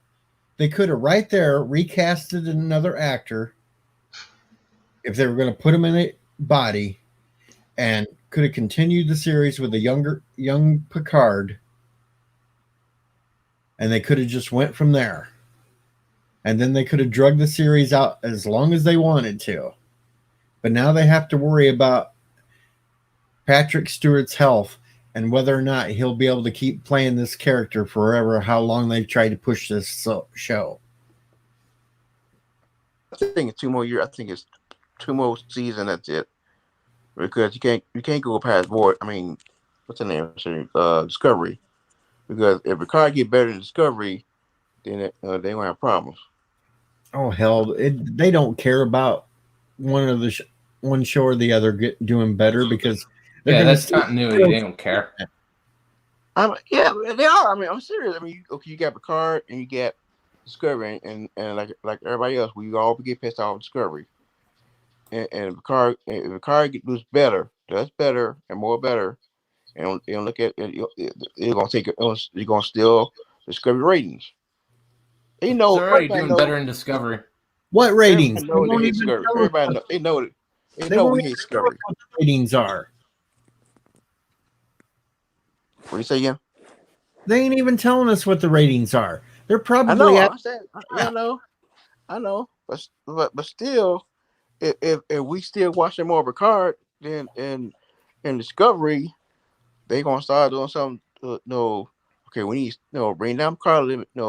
Picard down because the big show is Discovery. We got to focus on Discovery. That's not they claim it's the big show. I seriously doubt it's even getting half the ratings as freaking Nurse Who is getting. Oh yeah, I'd be really doubtful if either of those shows over 500,000. Maybe Picard might not make it after second season. You never know. I know, Jeff. They already announced it. They already announced it. It doesn't matter what they announce. Yeah. Just being practical, Patrick Stewart could drop down tomorrow, completely dead, and no one would be surprised. He's 80 years old. Just going off of the numbers, he should have died like 3 years ago. Yeah, but they're gonna cut the scene down and focus on other characters. That's what we're gonna do. Less work. It's just he's there his face, walking this way, say about 2-3 lines, and then we other characters and stuff. What about the young guy that played? Well, he's not young now, but the guy that on Nemesis that played the young Picard. They couldn't afford him. Yeah, that's the guy from Venom. Yeah. There's Hardy. no way they could afford him.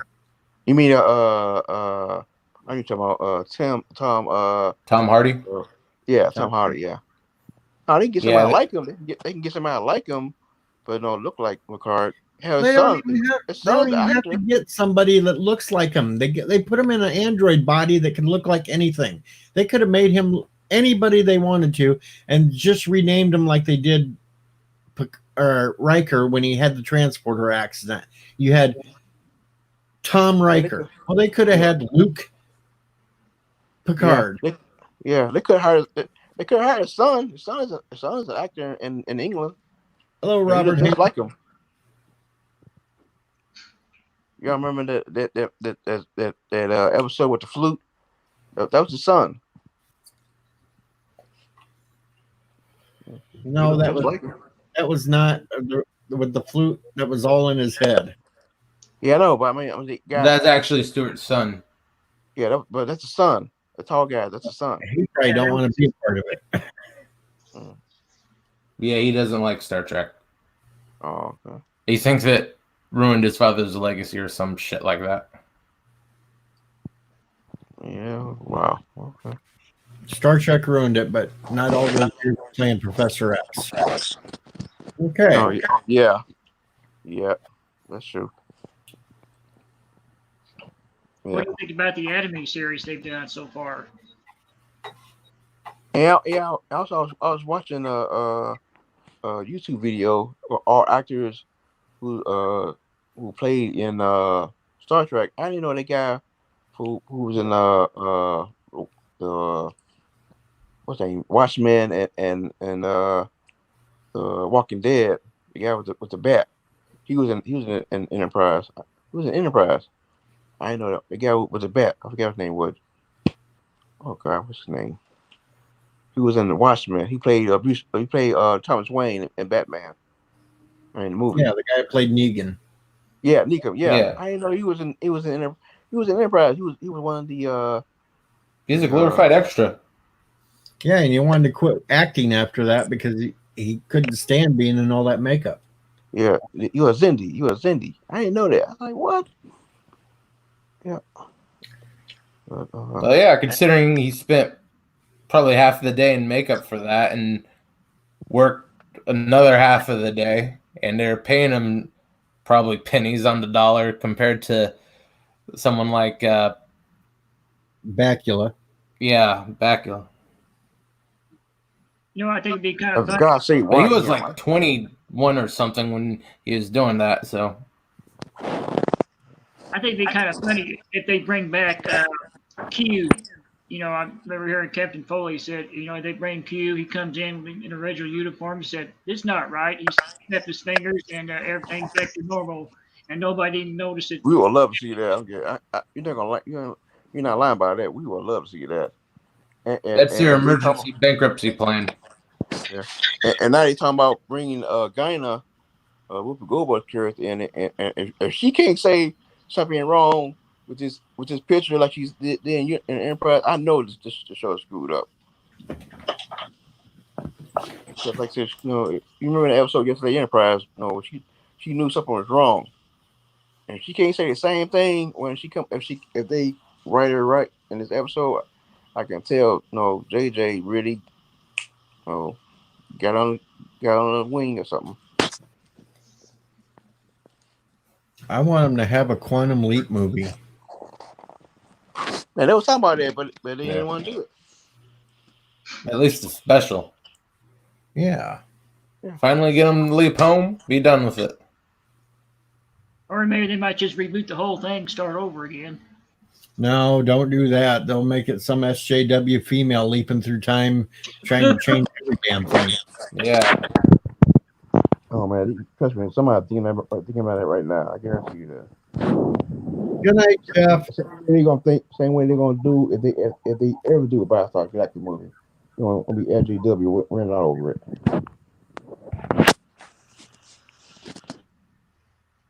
Well, guys, it's after 1 o'clock and I'm getting tired.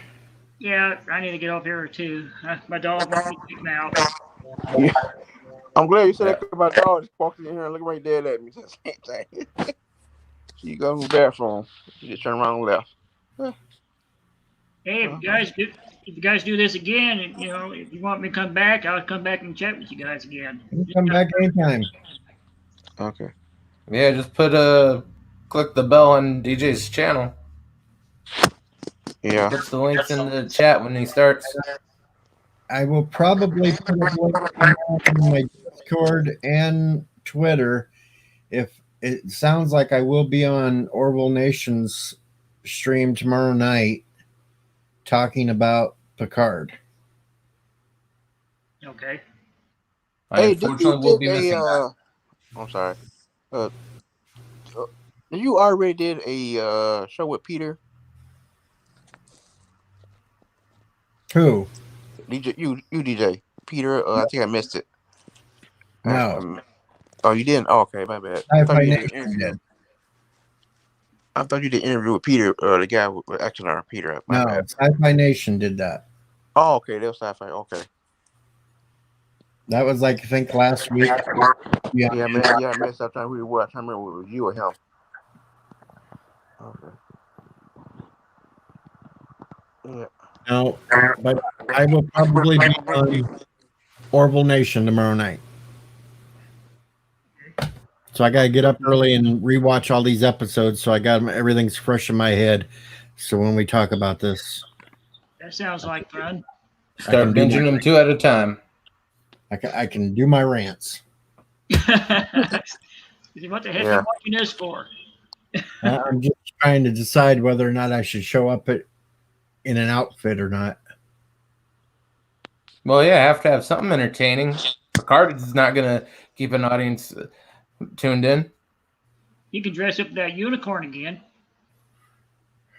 No, that's being held off for Supreme Heretic stream when we do all the hashtag Find Boxy comments that we've done over the weeks during his streams. We've come up with some really crazy theories on why Boxy was not in the new Battlestar Galactica, except for the first episode. So we came up with some really strange theories about him filming dirty movies and everything else. You mean the new series or the old reboot? The new one, the one from the 2000s. Oh, okay. I thought they said they had too many characters. They didn't have it.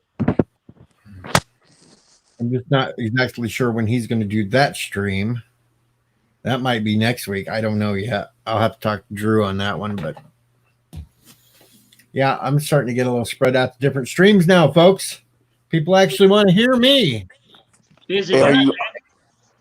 Are you going to do a stream about your guys' prediction on the Discovery coming out? When it's come out? Hell no. I ain't watching that crap. No one wants to hear about Discovery. Andy Checker can do all that shit. I ain't doing Discovery. Hell no.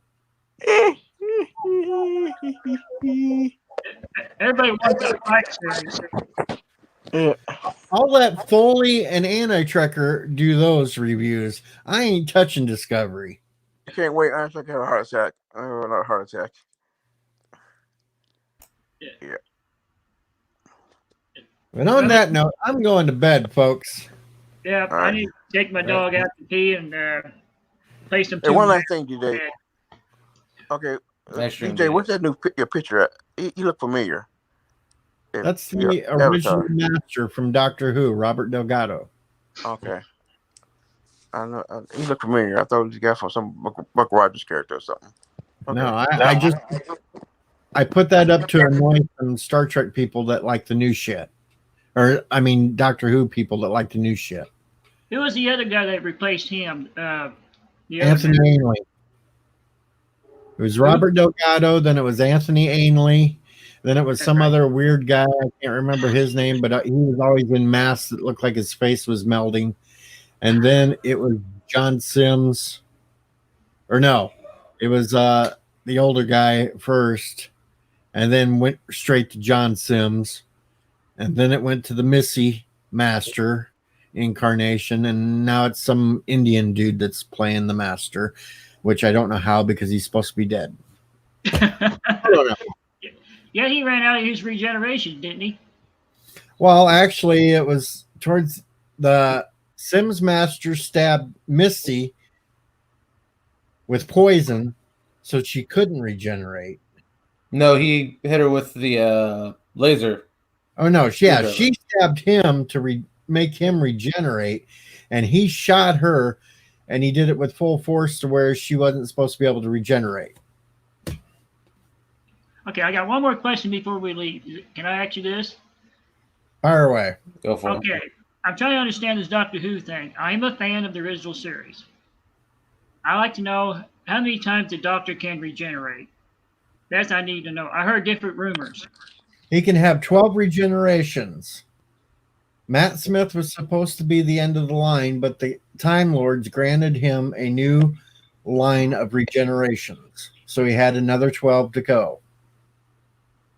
But now, since the season ending thing of this abomination that they call Doctor Who now, apparently the Doctor has unlimited regenerations and has Oh, never boy. needed a line cycle. That's a female, right? That's a female, right? Yep. Okay. Apparently, the Doctor's not even Gallifreyan. The Doctor was found out in space by some woman that built a spaceship and flew out and found this little kid, took the kid back to Gallifrey. The kid fell off a cliff, regenerated, and then they started killing this kid over and over and over until they learned how regeneration worked. Jesus. Okay. Okay. I haven't seen that part yet. Don't do it. Don't even Once you bother. get to Blondie there, just stop watching. I can't even get to her. I don't understand my damn self. I have to say she's kind of cute, but I don't think I want her as the Doctor. She could be a different person. I basically end Doctor Who with Peter Capaldi regenerating into her and the TARDIS throwing her out to her death. That's where I end it.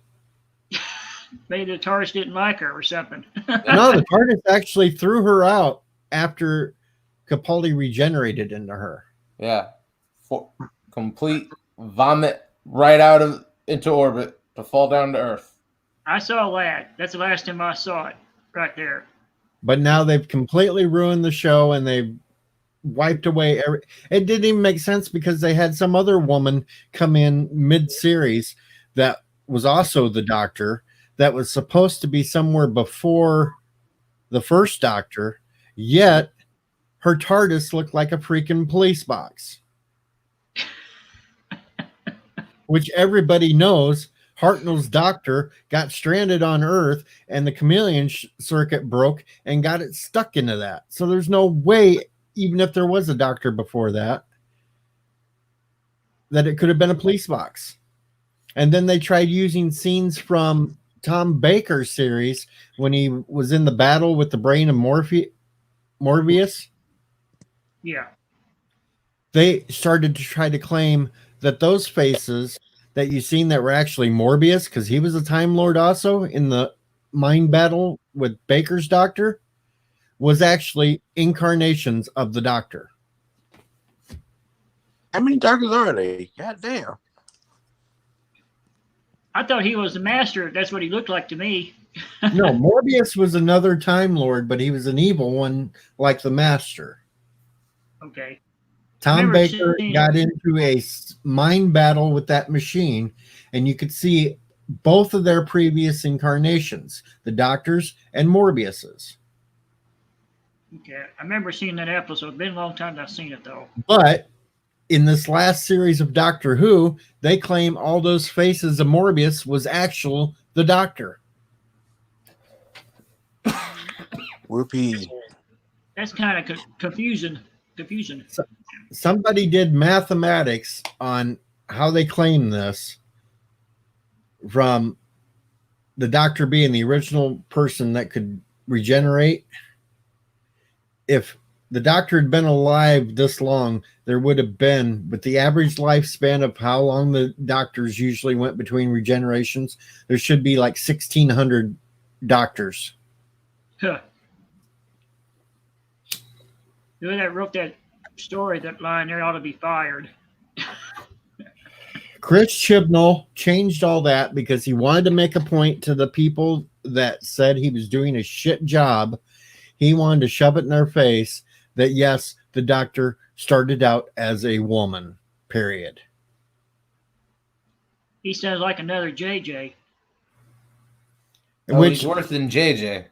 Which, up all through the original series, Time Lords, Time Ladies were both separate. They did not regenerate into the opposites gender. Time Ladies regenerated into Time Ladies. Time Lords regenerated into Time Lords.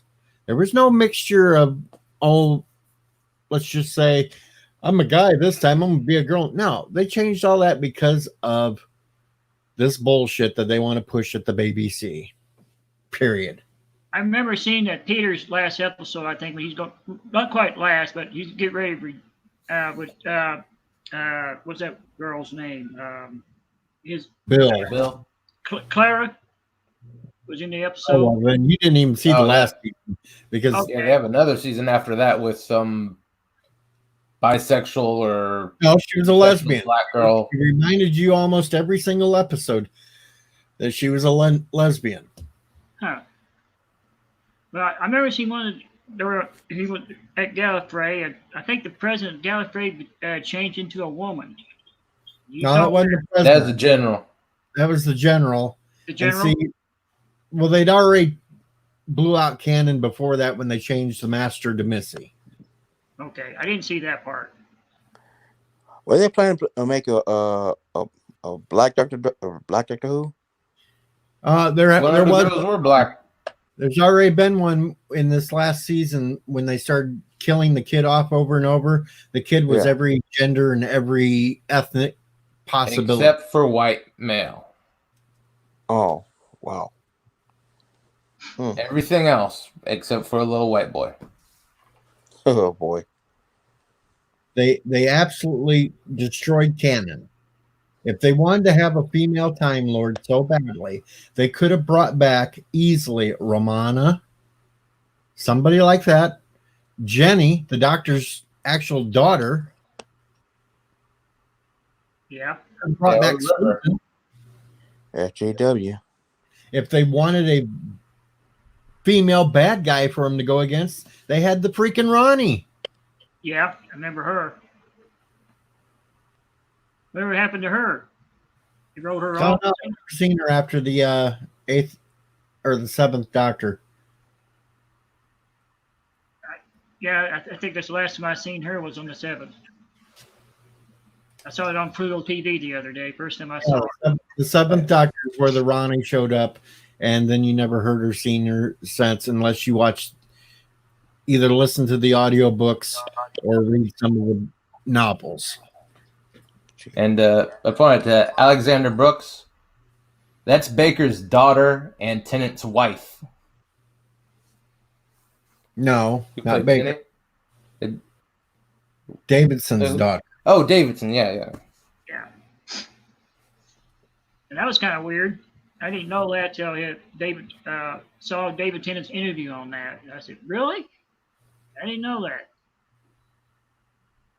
Yep. Okay, who's this character? Okay, who's this character? Is Captain Guy? Captain, what's his name? Captain Jack or something? Yep. Yeah, he was introduced in New Who. Okay. Which I didn't mind Captain Jack, even though he was just he was like Han Solo's, or no, not Han, but supposed to be like Lando is now, pansexual. Yeah. Yeah, that's what he said. I remember that because it was because he was on what's the name of the show? Captain Jack wasn't a bad character. Torchwood, Arrow. He's been on the Flash, I think. Yeah. Once. I seen he was supposed to be coming back on a new season, Doctor Who. He was in there for like 30 seconds. Was he? That's it.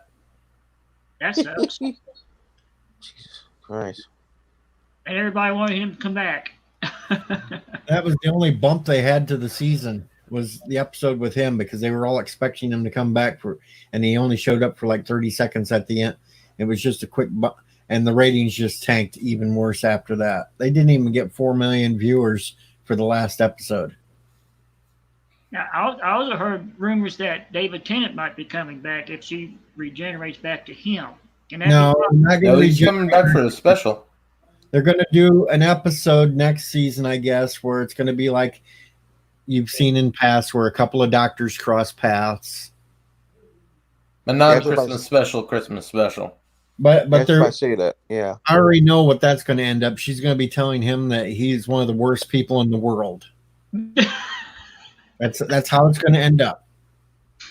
All the captains and she's gonna be the dominant one. No, bitching about everybody. I But can, no. see, I can see him saying, "Did I turn She's into fucking you?" beauteous. He said, "Did I turn into you?"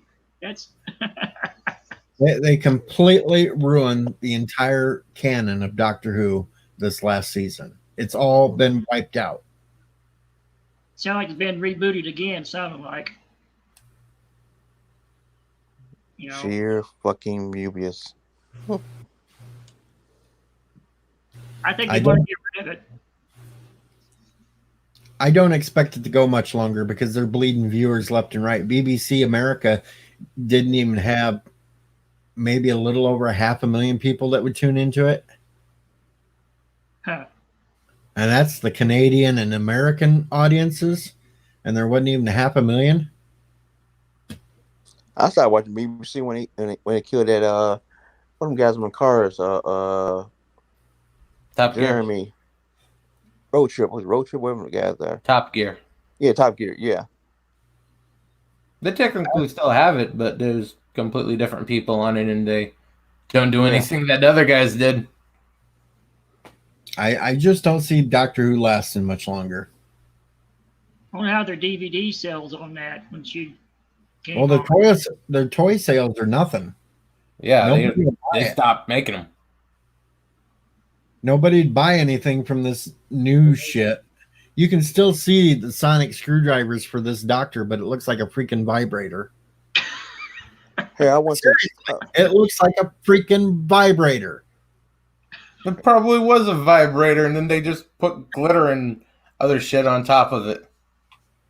Hey, I went to a Kroger yesterday and all Star Wars stuff from last movie for $1. Everything, short pants, toys for $1, all clearance. Tubian, you have to They still have understand.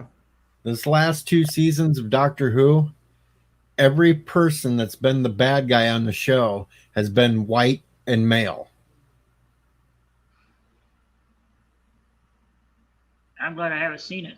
So they will sit there and they will write it to where this Jodie doctor is the most wonderful thing in the world, and any past incarnation of the doctor was wrong about something. Oh, that sounds familiar. What's her name? Oh, Michael who? Michael. Yep. Yep. That sounds familiar.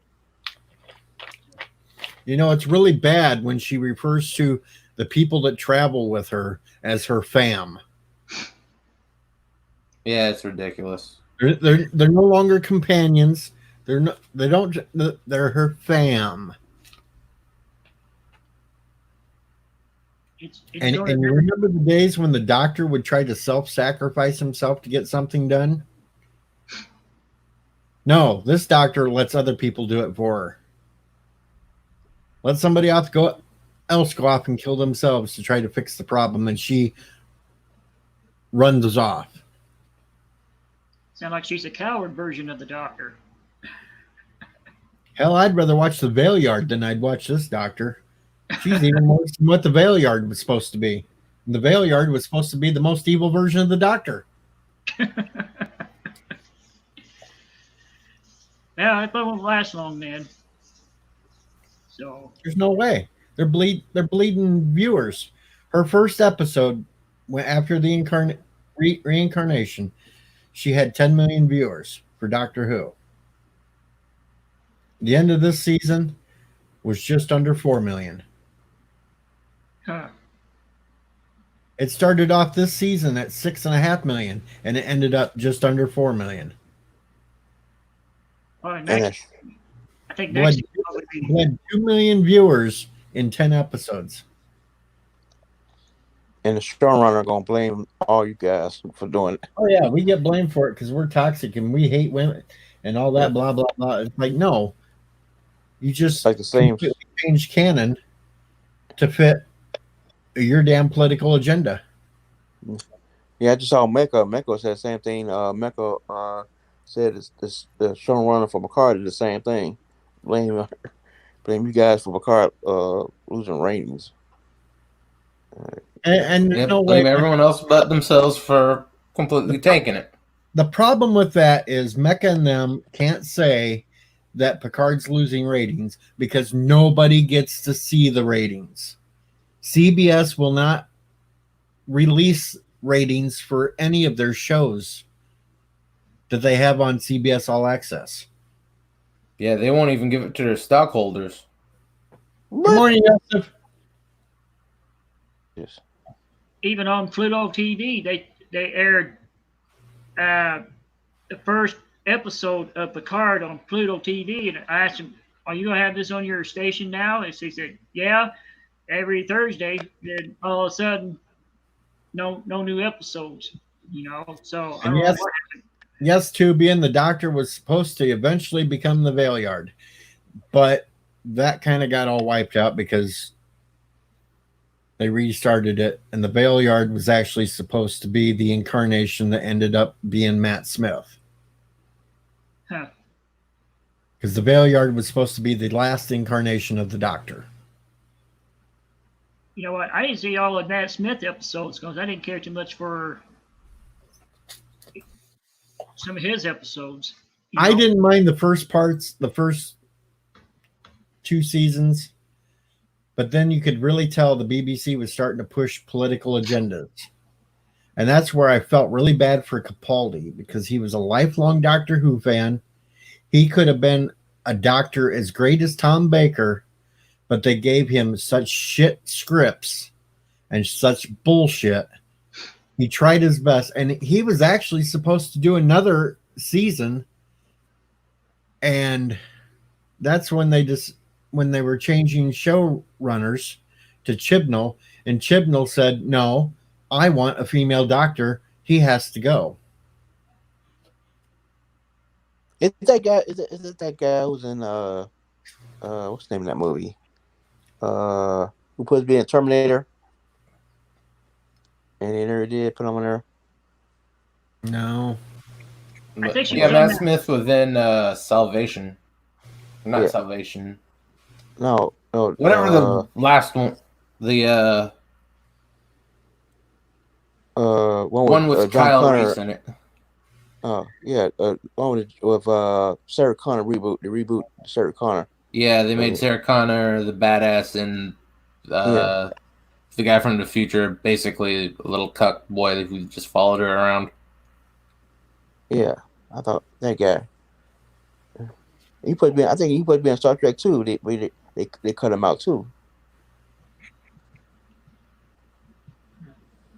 No, he has a credit for being in Rise of Skywalker, but he didn't make any of the scenes. Yeah, what I'm saying. Every time he put him in some kind of movie, they cut him out. Yeah. The funniest thing about Capaldi was him being in World War Z as the WHO doctor.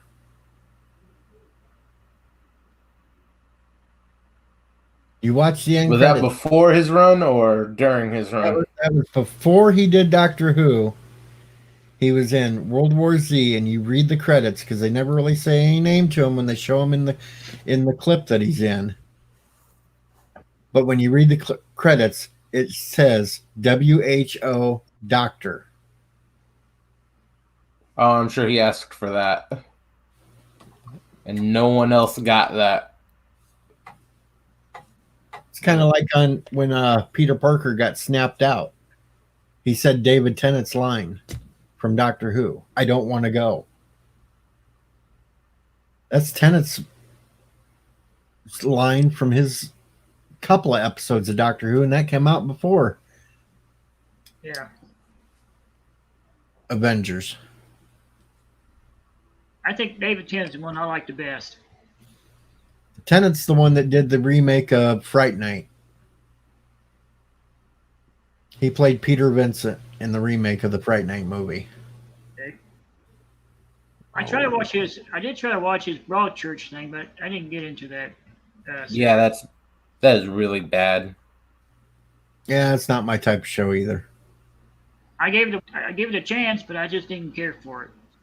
So because I like David Tennant, I thought I would like that, but it's kind of different show for him. Of course, you did have Amy Pond showing up in Guardians of the Galaxy. Yeah. I heard about that. So A little strange looking at her as blue, but Yeah. well, See, That's now- one. That's a You- what's her name? No, Nebula. Nebula. See, Yeah, now you got me Nebula. up later than I wanted to be. I was going to be in bed by now, but Yeah. you got me on a rant with Doctor Who. sorry about that, man. You don't want to get me on Doctor Who because I'll rant. I'm This is sorry about wrong. It's all your fault. I'm sorry. I won't do that again. Yeah, sure. Yeah, right. Yeah. One of these days, we're going to have to go over all them Elvis plates hanging up on the wall. Oh, those are records on the wall. Oh, them are the records? Yeah. Old scratched up on the labels. I don't see Wait, Moody Blue up there. Where's the blue vinyl? That's Moody Blue. That's his last album. Yep, I got it.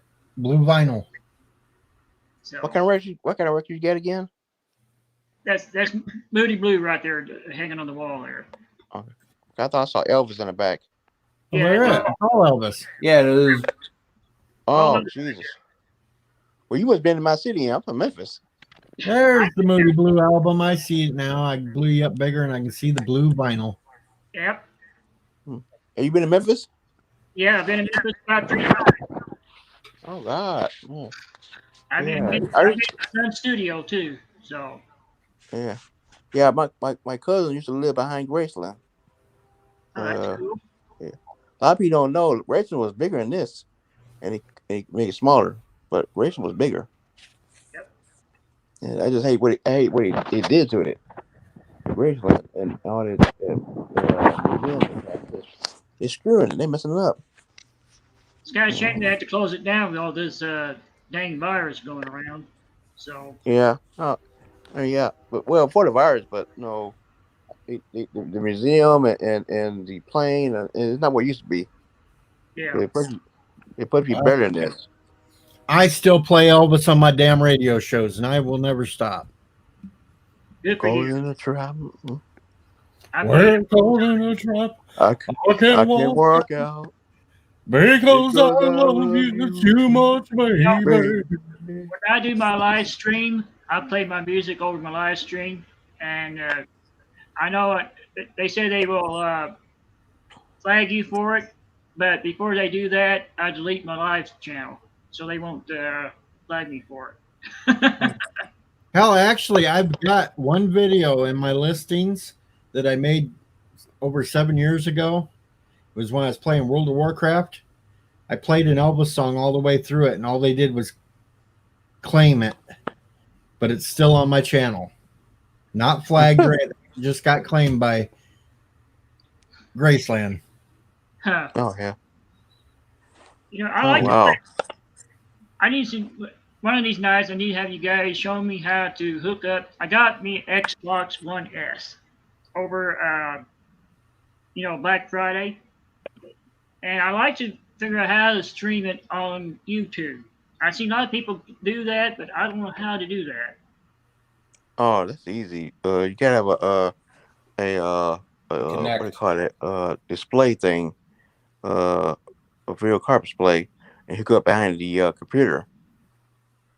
It's a long thing, the white thing. You call it what do you call it? The splitter. Oh God, what do you call it? Display something, and you just hook it up from your computer into the back of the PlayStation,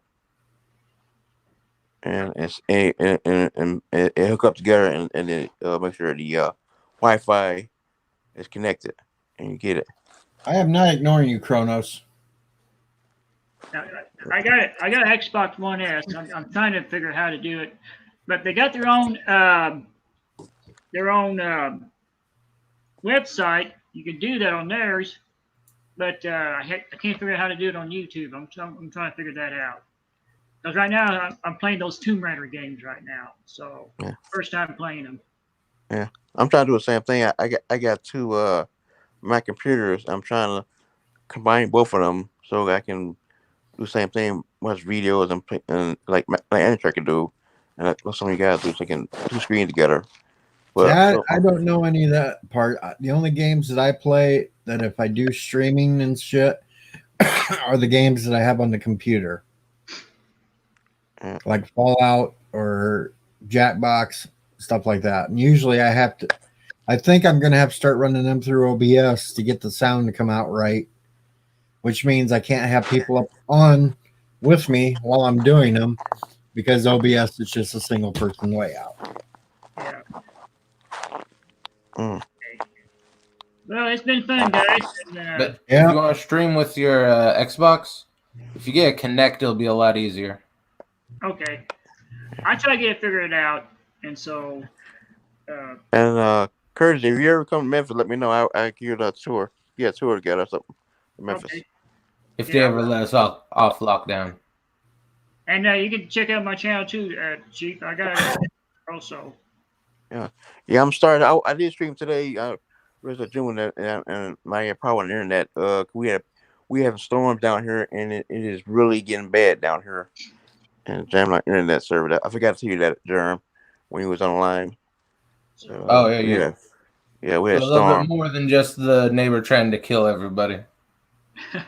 Yeah, that's true. Yeah, my neighbor.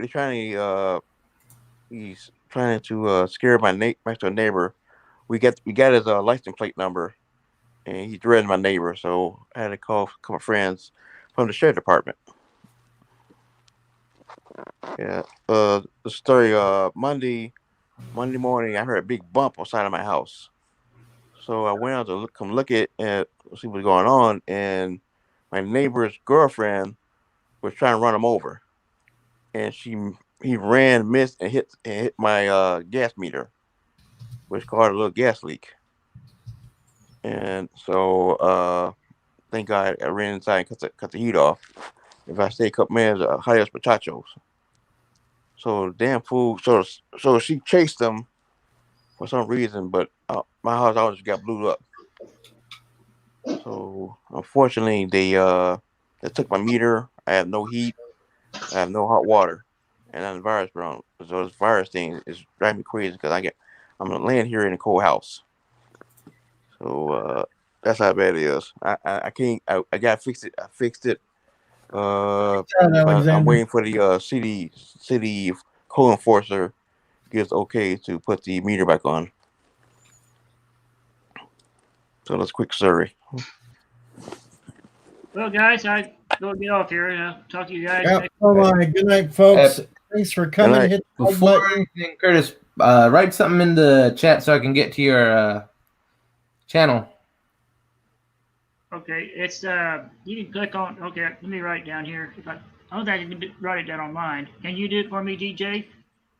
Hold on a second. Gotta look it up. You can't do it on this page, so. There we go. I got it. Hey, you're right, Chronos. If you peeing and heat blood, please go to the doctor. There you go. The link is in the chat now for Curtis's YouTube. It's got lots of Elvis stuff up there. So, yep. And there's other artists too. I mentioned Olivia Newton-John, Shania Twain, Beatles. Even did a Kenny Rogers thing. Yeah. You got to know when to hold them. Oh, God. Know when to fold them. Know when to walk away. Know when to run. You got to count your. All right, we're going to leave with Chief Cook singing to us, folks. Good night. Keep singing, Chief. Singing at the table. You'll be down at Fort County.